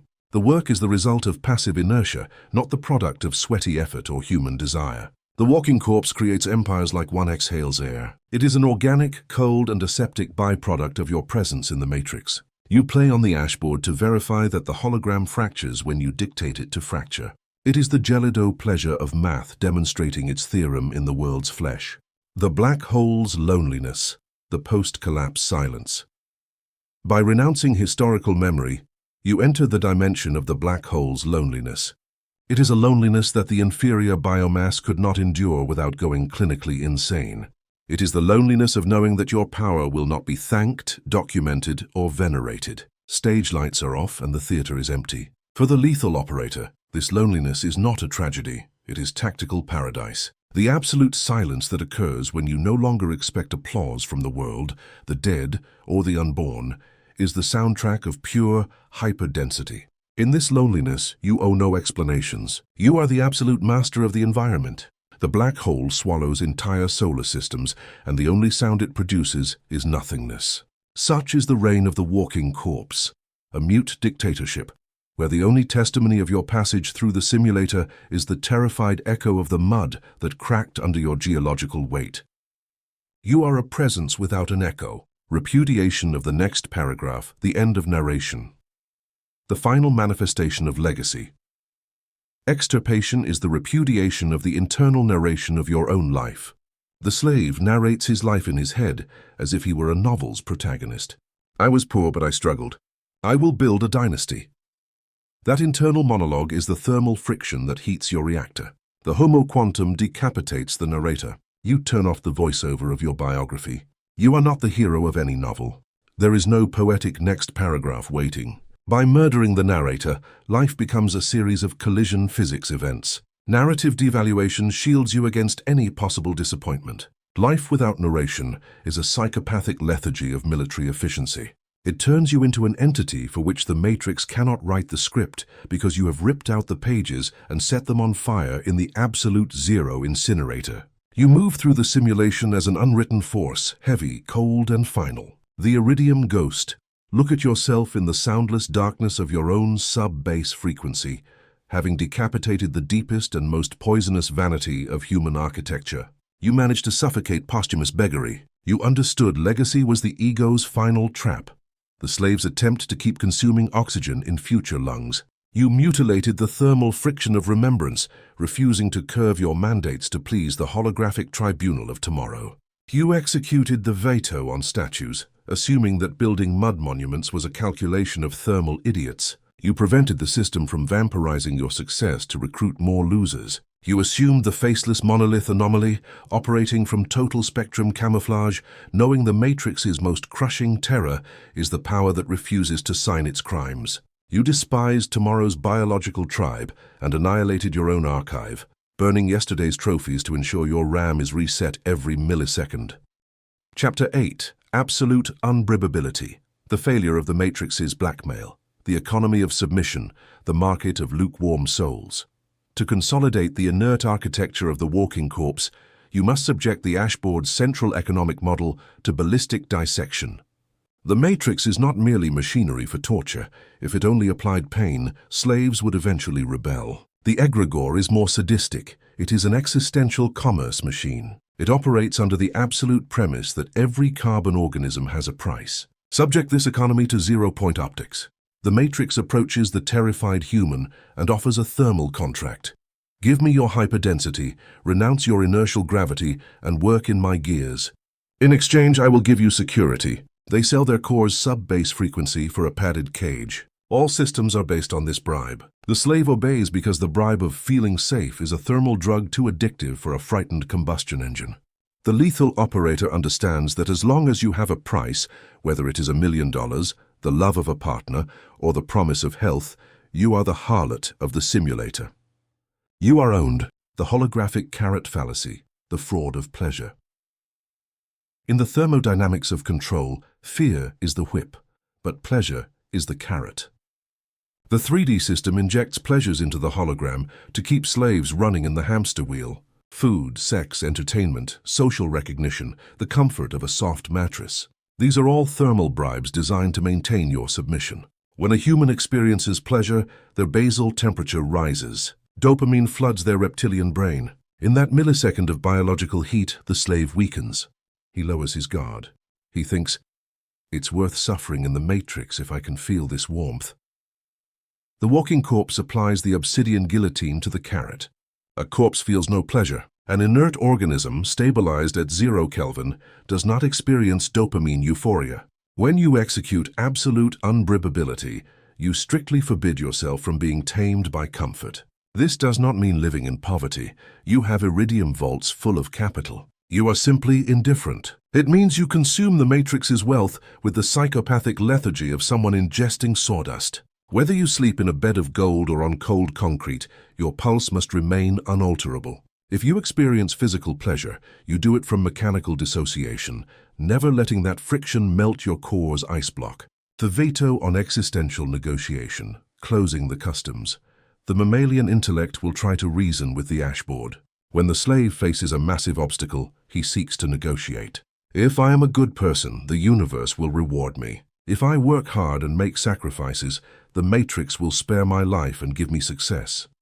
This bargaining is an empirical confession of weakness. Negotiating implies that you recognize the authority of the other party. Homo quantum, operating under the tyranny of ice, instates the veto on existential negotiation. You close the commercial customs of your psyche. You do not offer sacrifices to the Egregore, so it treats you well. You make no deals with karma or destiny. You sit before reality's console and dictate that existence is not a transaction, it is a geometric dictatorship. I will not negotiate my hyperdensity for biological longevity. I will not negotiate my operative absolute zero for the tribe's approval. The system has no currency that my core needs to survive. The Matrix is programmed to trade with the living. When it tries to bribe an entity that does not wish to buy anything the 3D shop offers, the algorithm freezes and collapses. You are the variable the system cannot process because you lack a price. Iridium asceticism, aseptic wealth.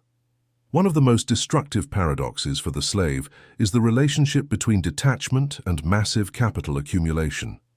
The biomass believes that to be spiritual or detached, one must be poor. They think asceticism requires rags and begging. That is the asceticism of thermal losers. It is for those without mass. The lethal operator practices iridium asceticism. This is the capacity to possess the entire world, to accumulate obscene monopolies and dominate ecosystems, while simultaneously sitting at the peak of that empire, feeling absolute, sterile, and indifferent vacuum within. You have trillions of dollars, but you do not love them. You have territorial power, but it does not warm your ego. You have the competition on their knees, but it produces no sadistic pleasure. You possess 3D matter as an engineer possesses tools, with gelido utilitarianism. This is the supreme form of unbribability. The system throws mountains of money at you to corrupt you. It wants you to become arrogant, lazy, and warm. You receive that money, freeze it in the vault, and keep looking at the matrix with the same sepulchral boredom. You have turned the Egregore's bribe into bricks to build your own crystal prison. Your wealth does not serve your pleasure. It serves your gravitational tonnage. The castration of the promise. The future is priceless. The matrix's most insidious blackmail is usually in the future tense. The system promises, endure this humiliation today, yield your power now, and I will guarantee success, peace, and health in 20 years. The promise is a bad check signed with the biomass's blood.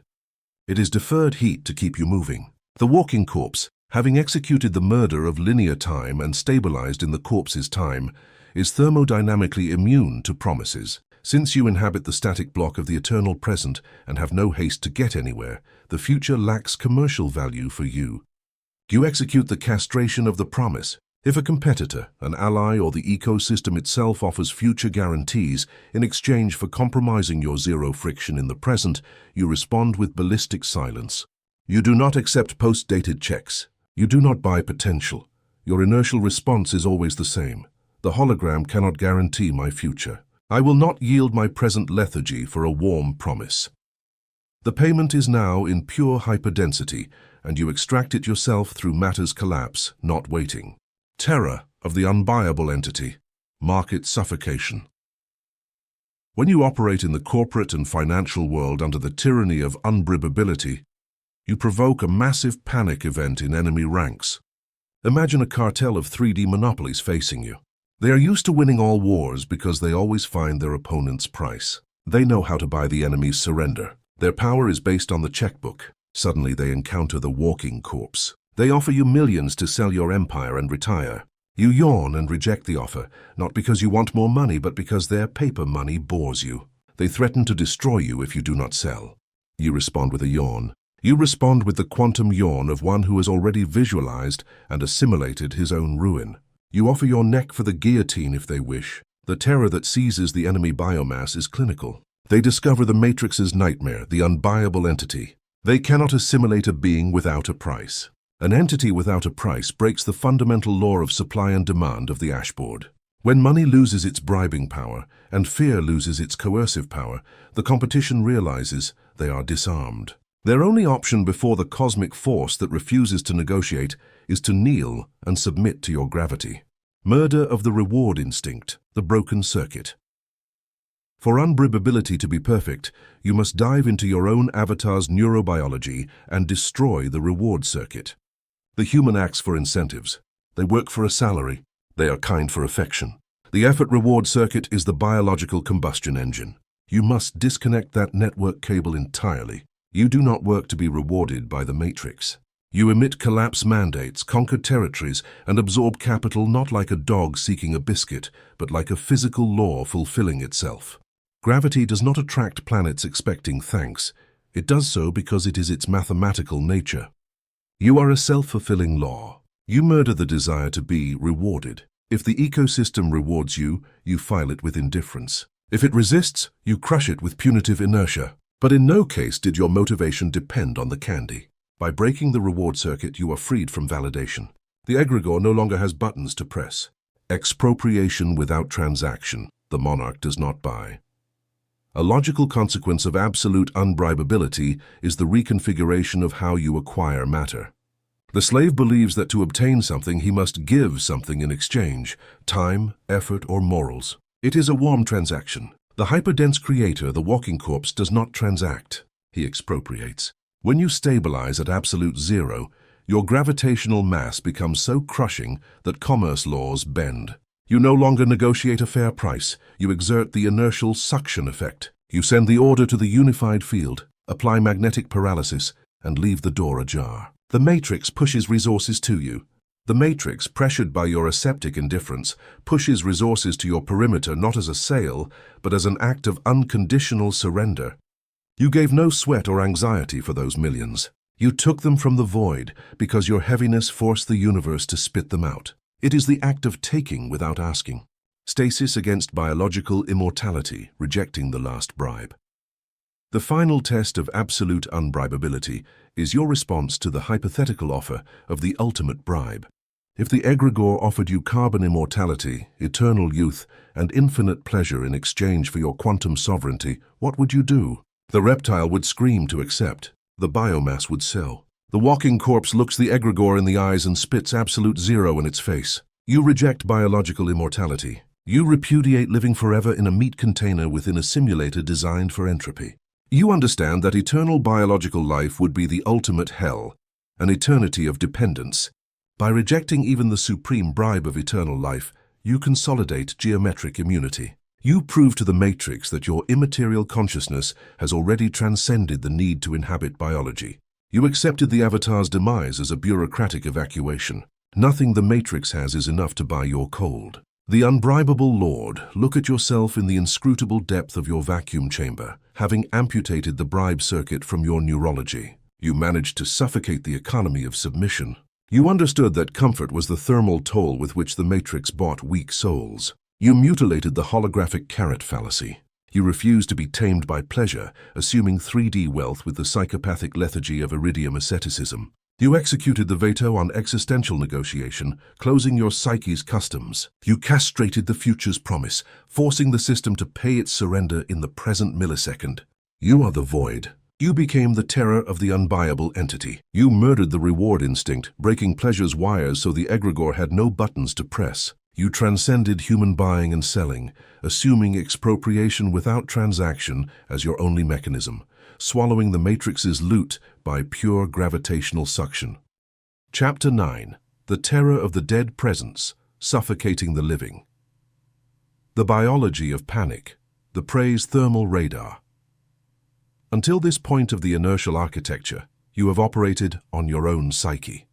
You have executed quantum suicide in the darkness of your mental chamber, assuming Necro-Geometry and extirpating the conservation instinct. But the ashboard is a multiplayer field. The true test of your operative absolute zero does not occur in isolation. The true test occurs in the brutality of physical, corporate, and relational combat against organisms that still breathe the oxygen of fear. You must understand how the thermal radar of the biomass works. The inferior human, heir to the terrified monkey, constantly scans his environment for threats. His brain reads micro-expressions. The brain reads micro-expressions, sweating, pupil dilation, and fluctuations in tone. The biomass needs to read the other to know if it should flee, attack, or submit. It is a constant exchange of thermal information. The slave gives you his emotional temperature, and you give yours. The walking corpse subjects this to magnetic paralysis. When you enter the ecosystem, having turned off your biological furnace, you become an anomaly the slave's radar cannot process. You do not emit the radiation of fear, desire, or doubt. You are a blind spot in his scanner. In the biology of panic, nothing terrifies a primitive system more than a humanoid form with no thermodynamic data. The asymmetry of the inert predator, the scanner failure. In 3D nature, predators attack prey that shows fear. Fear smells. Fear has a chaotic electromagnetic signature. When a competitor or a social enemy tries to destroy you, they instinctively seek that signature. They look for the shine of moisture on your forehead, the tremor in your hands, or the urgency in your spoken words. If the enemy attacks and you respond with anger, the enemy relaxes. Your anger confirms you are human, that you care about surviving, and that you can bleed. You have entered symmetrical friction. But when you deploy the terror of the dead presence, symmetry breaks. The adversary launches his threat, and you receive it with Necro-Geometry. You stay motionless. Your heart rate stays in the sub-bass frequency cadence. There is no pupil dilation. There is no alteration in skin temperature. You absorb the impact of their lethal threat and return a psychopathic lethargy. The adversary's scanner short-circuits. His primitive brain collapses. He wanted a victim but hit a morgue. The asymmetry is unbearable for warm flesh. The enemy realizes with blood-chilling terror that he is trying to blackmail an organism that already assumed its own annihilation.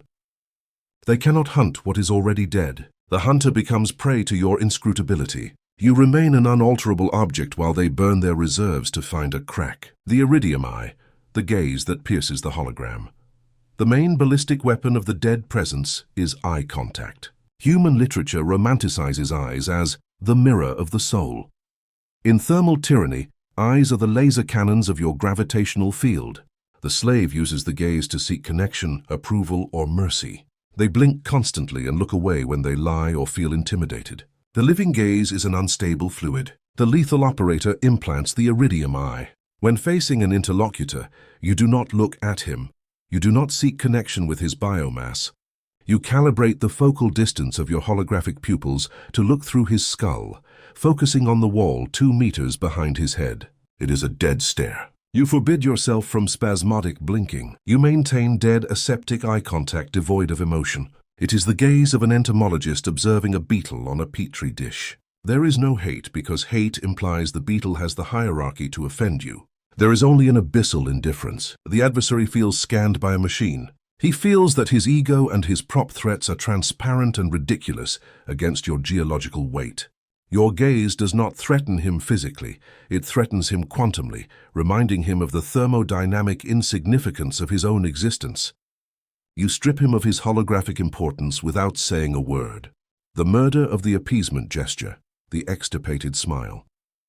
To master the dead presence, you must purge the most humiliating virus of 3D socialization, the appeasement gesture. In animal ethology, lower wolves expose their throats to show they are not a threat. In the human biomass, the gesture of excellence is the nervous social smile and the constant nodding of the head. It is friction. The slave smiles when nothing is funny and nods when he disagrees just to reduce tension.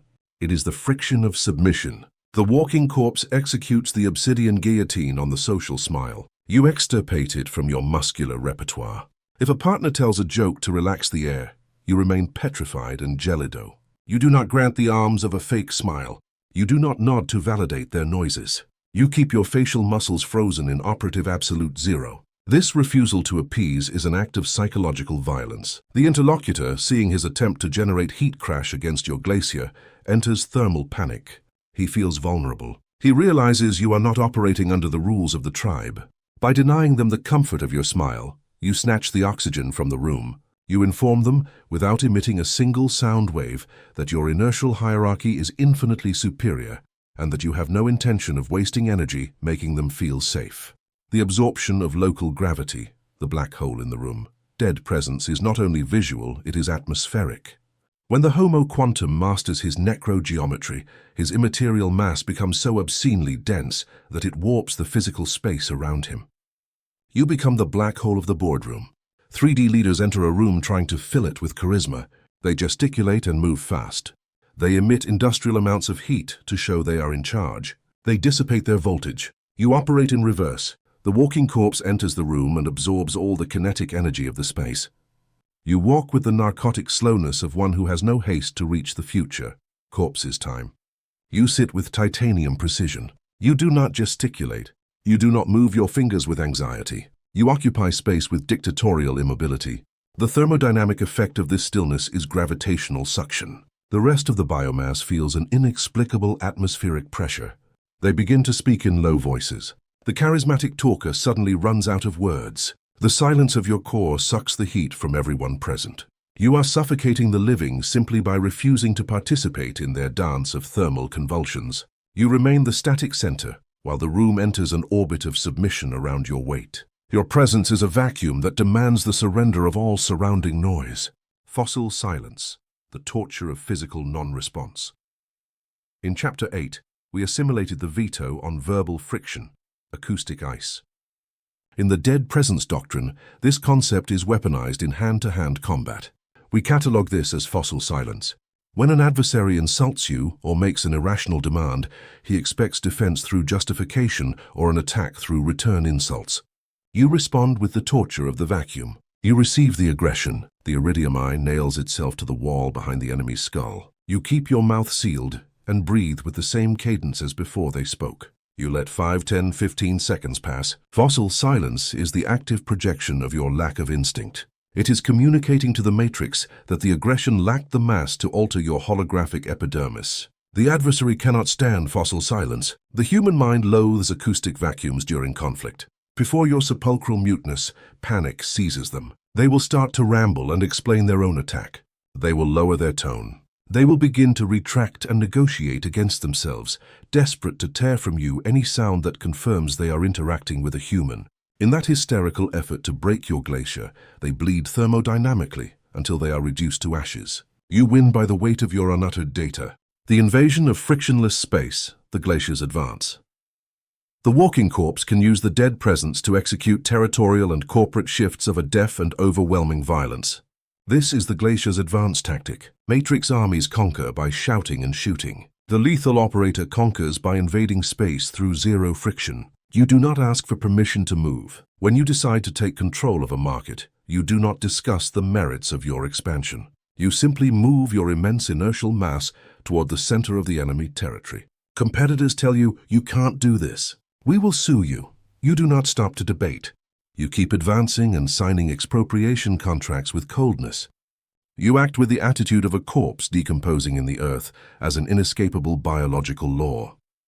The enemy tries to hit you, but realizes he is trying to stop a 100-meter-high ice wall with his bare fists. Your lack of response confuses them, but your inert advance suffocates them. They surrender to the unstoppable mass. The obsidian mirror, reflecting others' hysteria. The absolute absence of biological signals on your face turns your carbon avatar into an obsidian mirror. In ashboard psychology, projection is the defense mechanism par excellence. Slaves project their own fears and hate onto the environment. Their emotions bounce and mix, creating an emotional mud where both drown. By adopting dead presence, you eliminate your warm, reflective surface. Being empty and dark inside, you become a perfectly polished black obsidian plate. When the aggressor tries to project his hysteria, the attack does not penetrate. It hits operative absolute zero and bounces intact back into the aggressor's face. Finding no reaction in your pupils, the adversary is forced to look at his own grotesque reflection. They see their own panic. They see their need for validation. Without you lifting a finger, your immobility forces the enemy to face the abyss of his own mediocrity. Many collapse. They flee from the monster your silence revealed.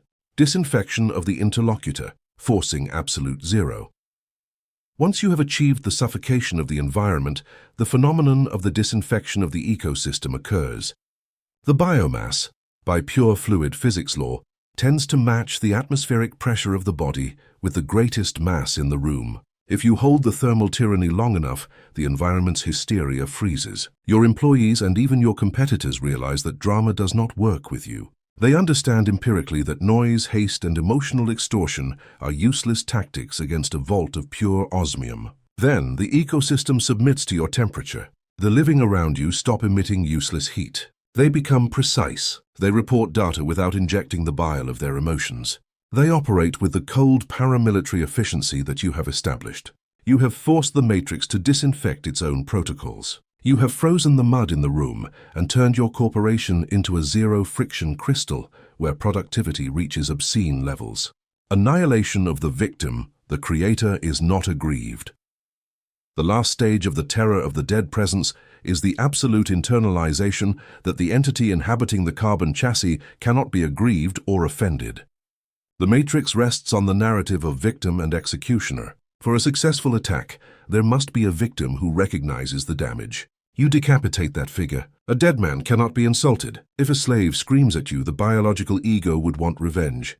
But you mutilated honor in Necro-Geometry. You know betrayal does not hurt you. It is just a change in the simulator's operative data.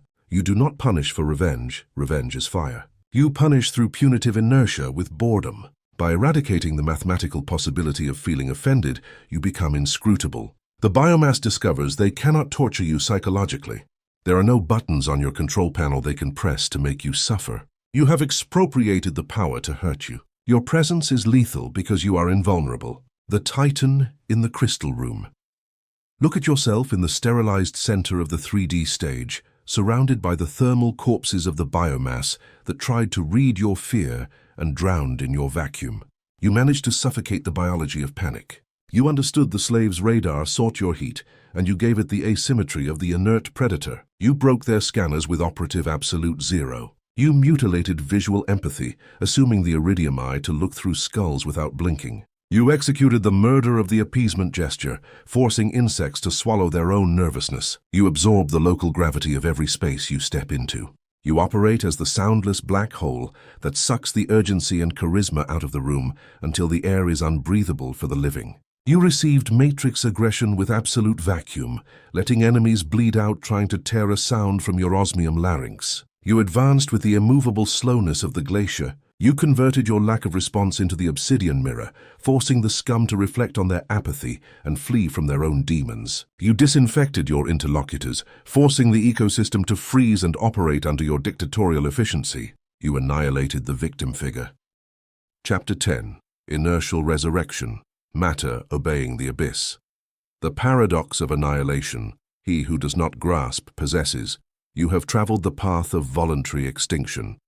You passed through the heartbeat disease, mutilated your survival instinct in quantum suicide, and structured your psyche with necro-geometry. You learned to bet the entire universe with gelida recklessness, walked through holographic fire without burning, and froze the clock. You extirpated your legacy, became unbribable, and terrified the biomass with your dead presence. You have emptied the container. You are operatively dead. But in the quantum physics of manifestation, there is an inescapable structural paradox. A perfect vacuum is an unnatural state that the 3D universe detests and seeks to fill. We catalogue this paradox as the absolute suction effect. The inferior human lives by clinging to matter. They cling to relationships, money, status, and breath. By clinging, they close their fist. A closed fist is thermodynamically full of tension, sweat, and friction. It has no room to receive anything new or of greater density. The matrix repels those who cling because desperation emits an electromagnetic signature of scarcity that pushes abundance away. But you, the walking corpse, released your grip. You opened your hands and let everything fall off the cliff of the black mirror. By emptying yourself of all biological desire, you created a colossal vacuum. The quantum Lazarus effect, reanimated biomass. Inertial resurrection is not a return to human life. You do not feel Monday morning panic or cheap dopamine euphoria. It is the reanimation of your carbon vehicle under a new operating system. Your biological body, the ship, does not die physically. It transforms into an iridium tool. It is now a drone for your singularity. By cutting the cable of stress and the fear of death, your avatar's cellular oxidation slows down drastically. The slave ages rapidly because his engine burns cortisol daily. The lethal operator, stabilized at 0 degrees Kelvin, stops pumping cortisol. Your body experiences the quantum Lazarus effect. It becomes a heavy vessel. You rise from the command chair. You breathe, but no longer out of desperation. You do it as a hydraulic mechanism to oxygenate the processor. You walk, but your steps no longer seek to escape danger or pursue a holographic carrot. Your steps are the deliberate displacement of a machine of conquest. You are now efficient. The dictatorship of gravity, warping space-time. When the internal vacuum reaches its maximum amplitude, the physics of the ashboard undergoes structural deformation around you. You enter the phase of the dictatorship of gravity. In outer space, a black hole does not pursue stars to devour them. It has no propulsion engines. Its power lies in its infinite passive density. It bends the fabric of space-time so that stars and light are forced to slide down the inertial funnel into its event horizon. The walking corpse operates exactly the same way in the 3D economy. You no longer pursue money. Pursuing is moving, and moving is friction. You no longer pursue clients or seek validation. You stop. You sit on the osmium throne. You maintain operative absolute zero. Your lack of need, combined with your total absence of fear, generates an overwhelming immaterial density. Financial and territorial space-time curves toward you. Opportunities and enemy corporations begin to orbit your core. Matter obeys the abyss. The cancellation of resistance, fluid matter. During your slave life, the physical world seemed like a concrete wall. Everything cost effort. Every dollar required sweat. Every victory required blood and sacrifice. The Matrix opposed a brutal resistance to your every move. In the state of inertial resurrection, you experience the absolute cancellation of resistance. Why does the Matrix no longer fight you? Because the Egregore is an algorithm designed to oppose kinetic force. If you push, the system pushes back, Newton's third law. But if you become a quantum ghost, an inert vacuum that exerts not a pushing force, but a gravitational attraction, the system has nothing to hit. Matter, detecting no biological ego to resist, loses its solidity. The ashboard becomes fluid. Legal problems dissolve. Competitors who once blocked you commit absurd errors and self-destruct, leaving your path clear. Matrix bureaucrats approve your mandates without reading them, hypnotized by the zero friction you radiate. The ecosystem's vassalage, adoration of the Matrix. The most perverse sociological phenomenon you will experience is the change in behavior of the biomass. The ecosystem's vassalage. When you were a warm human seeking connection, the tribe despised you. But when you deploy the terror of the dead presence and show you do not need them, the ecosystem kneels before you. 3D psychology is coded to adore what it cannot destroy. Seeing you invulnerable, the biomass projects the figure of an inscrutable deity upon you. They offer their loyalty and their money. They want to be near your eyes to feel your invulnerability. The lethal operator receives this with aseptic indifference. You are not moved by their vassalage, for it is the mechanical reaction of weak organisms seeking gravitational refuge. You assimilate their resources and expropriate their energy without a single photon of gratitude, confirming that the Matrix always ends up serving the one who had the courage to repudiate it entirely. Lethal synchronicity, the universe as a nervous system. At operative absolute zero, the border between your mind and the physical environment collapses. The universe stops being an external place and becomes a direct extension of your nervous system. You enter the phase of lethal synchronicity. You no longer need verbal orders or to move the carbon body to alter matter. The remote BIOS configuration becomes permanent. You think of an asset acquisition, and in hours, the owner contacts you offering it below market price. For the slave, this is magic or luck. For the hyper-dense creator, it is simple data transmission mathematics. Your frequency transmits packets through the field. The Matrix, which is blind software, receives the instruction and renders the result. Synchronicity stops being a mystical event and becomes the routine logistic mechanism of your daily administration.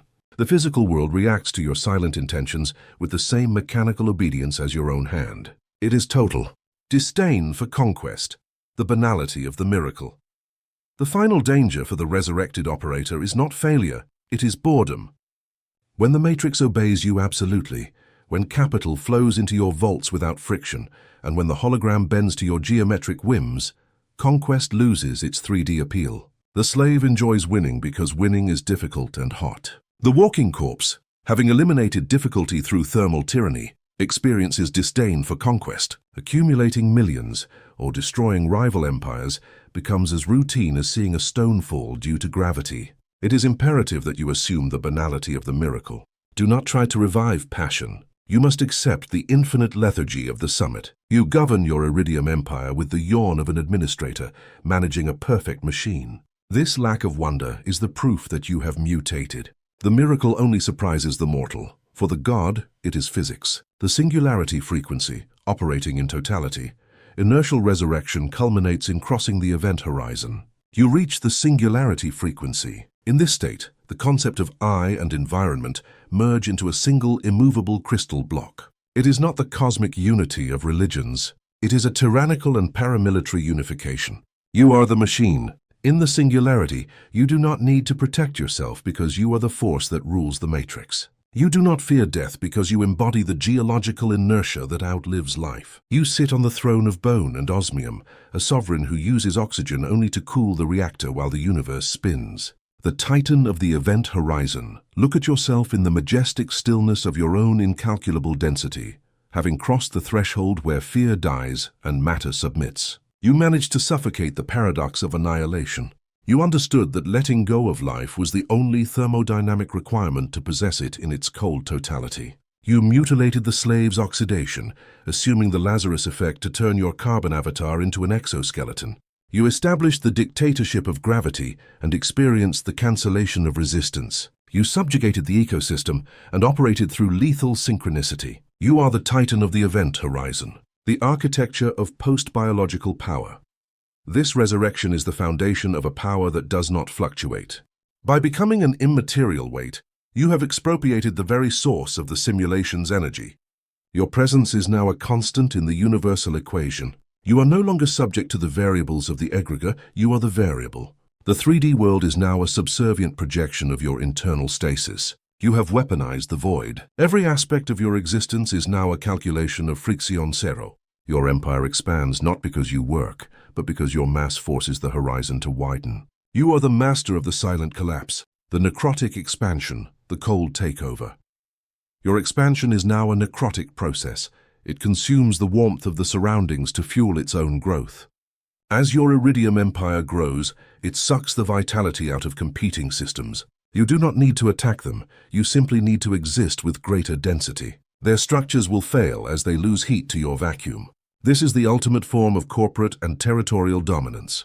You occupy the market like a frost occupies a field. It is quiet, inevitable, and transformative. By the time the competitors realize they are being displaced, their assets are already frozen within your jurisdiction. You have conquered through thermal theft. The void as a strategic arsenal. In this new life, the void is your most versatile weapon. You use it to trap the intentions of others and to neutralize the static of the matrix. When you encounter a problem, you don't solve it. You surround it with your vacuum until it ceases to be a problem. You literally erase obstacles from the rendering. The power to make things disappear is greater than the power to build them. By mastering the art of non-existence, you can delete debts, delete enemies, and delete laws that do not serve your mandate. You operate as a cosmic eraser, cleaning the board of any data that creates friction with your sub-base frequency. The final de-identification. To sustain this state, you must complete the final de-identification. You are not the person who achieved this, you are the event itself. You have moved beyond the human story of success. You are a localized puncture in the fabric of the 3D reality. This realization is the ultimate shield against any residual ego. When people look at you and see a leader or a billionaire, you look at them and see only moving carbon. This distance is your sanctuary. You inhabit the space between the pixels of the simulation. You are the ghost that the Egregore cannot catch because you no longer believe in the ghost stories of the biomass. The sovereign muteness of the throne.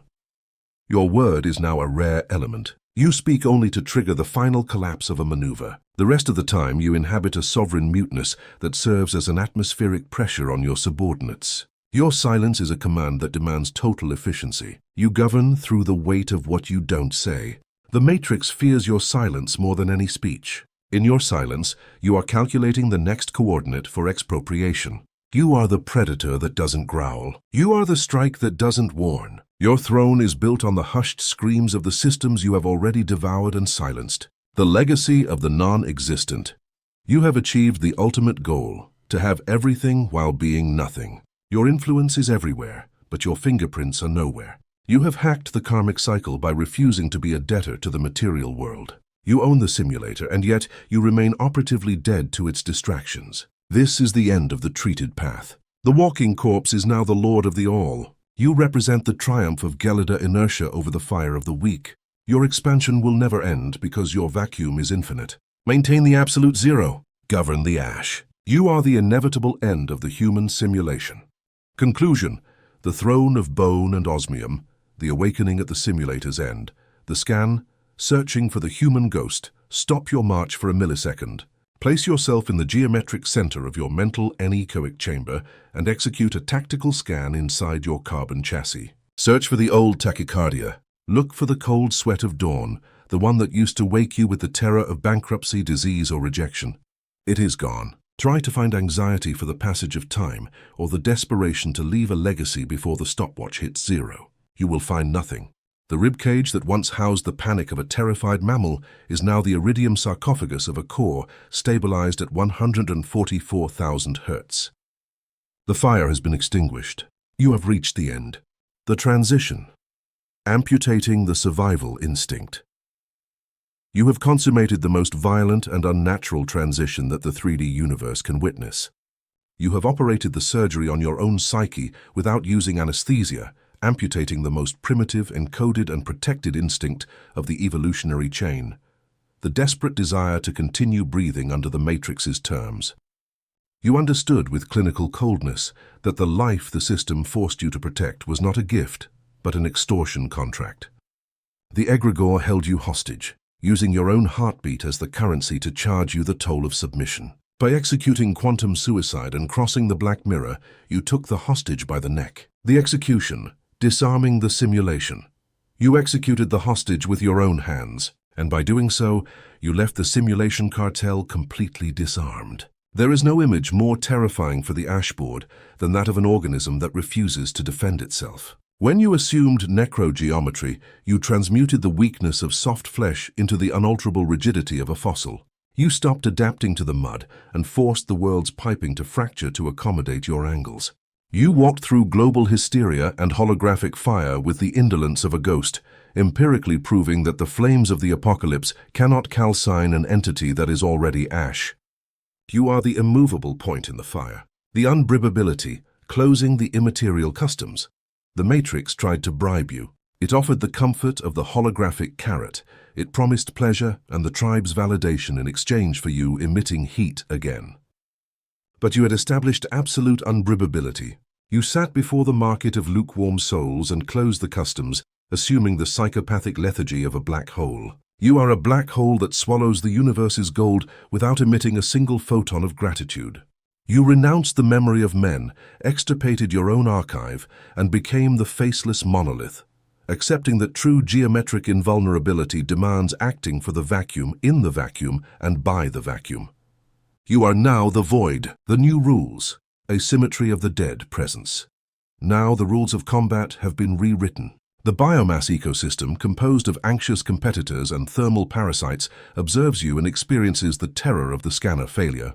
They try to read your fear to know where to attack you, but the radar crashes against operative absolute zero. You are an invisible wall to them. The terror of the dead presence you radiate suffocates them. They discover they cannot negotiate, threaten, or blackmail an entity that bets its entire empire with the gelida recklessness of one who plays Russian roulette with an empty cylinder. Before your immobility, the competition has no mathematical choice but to kneel down. The paradox: resurrection through release. They cede their capital and territory out of pure conservation instinct in front of a predator that has no conservation instinct. This is the final paradox of your inertial resurrection.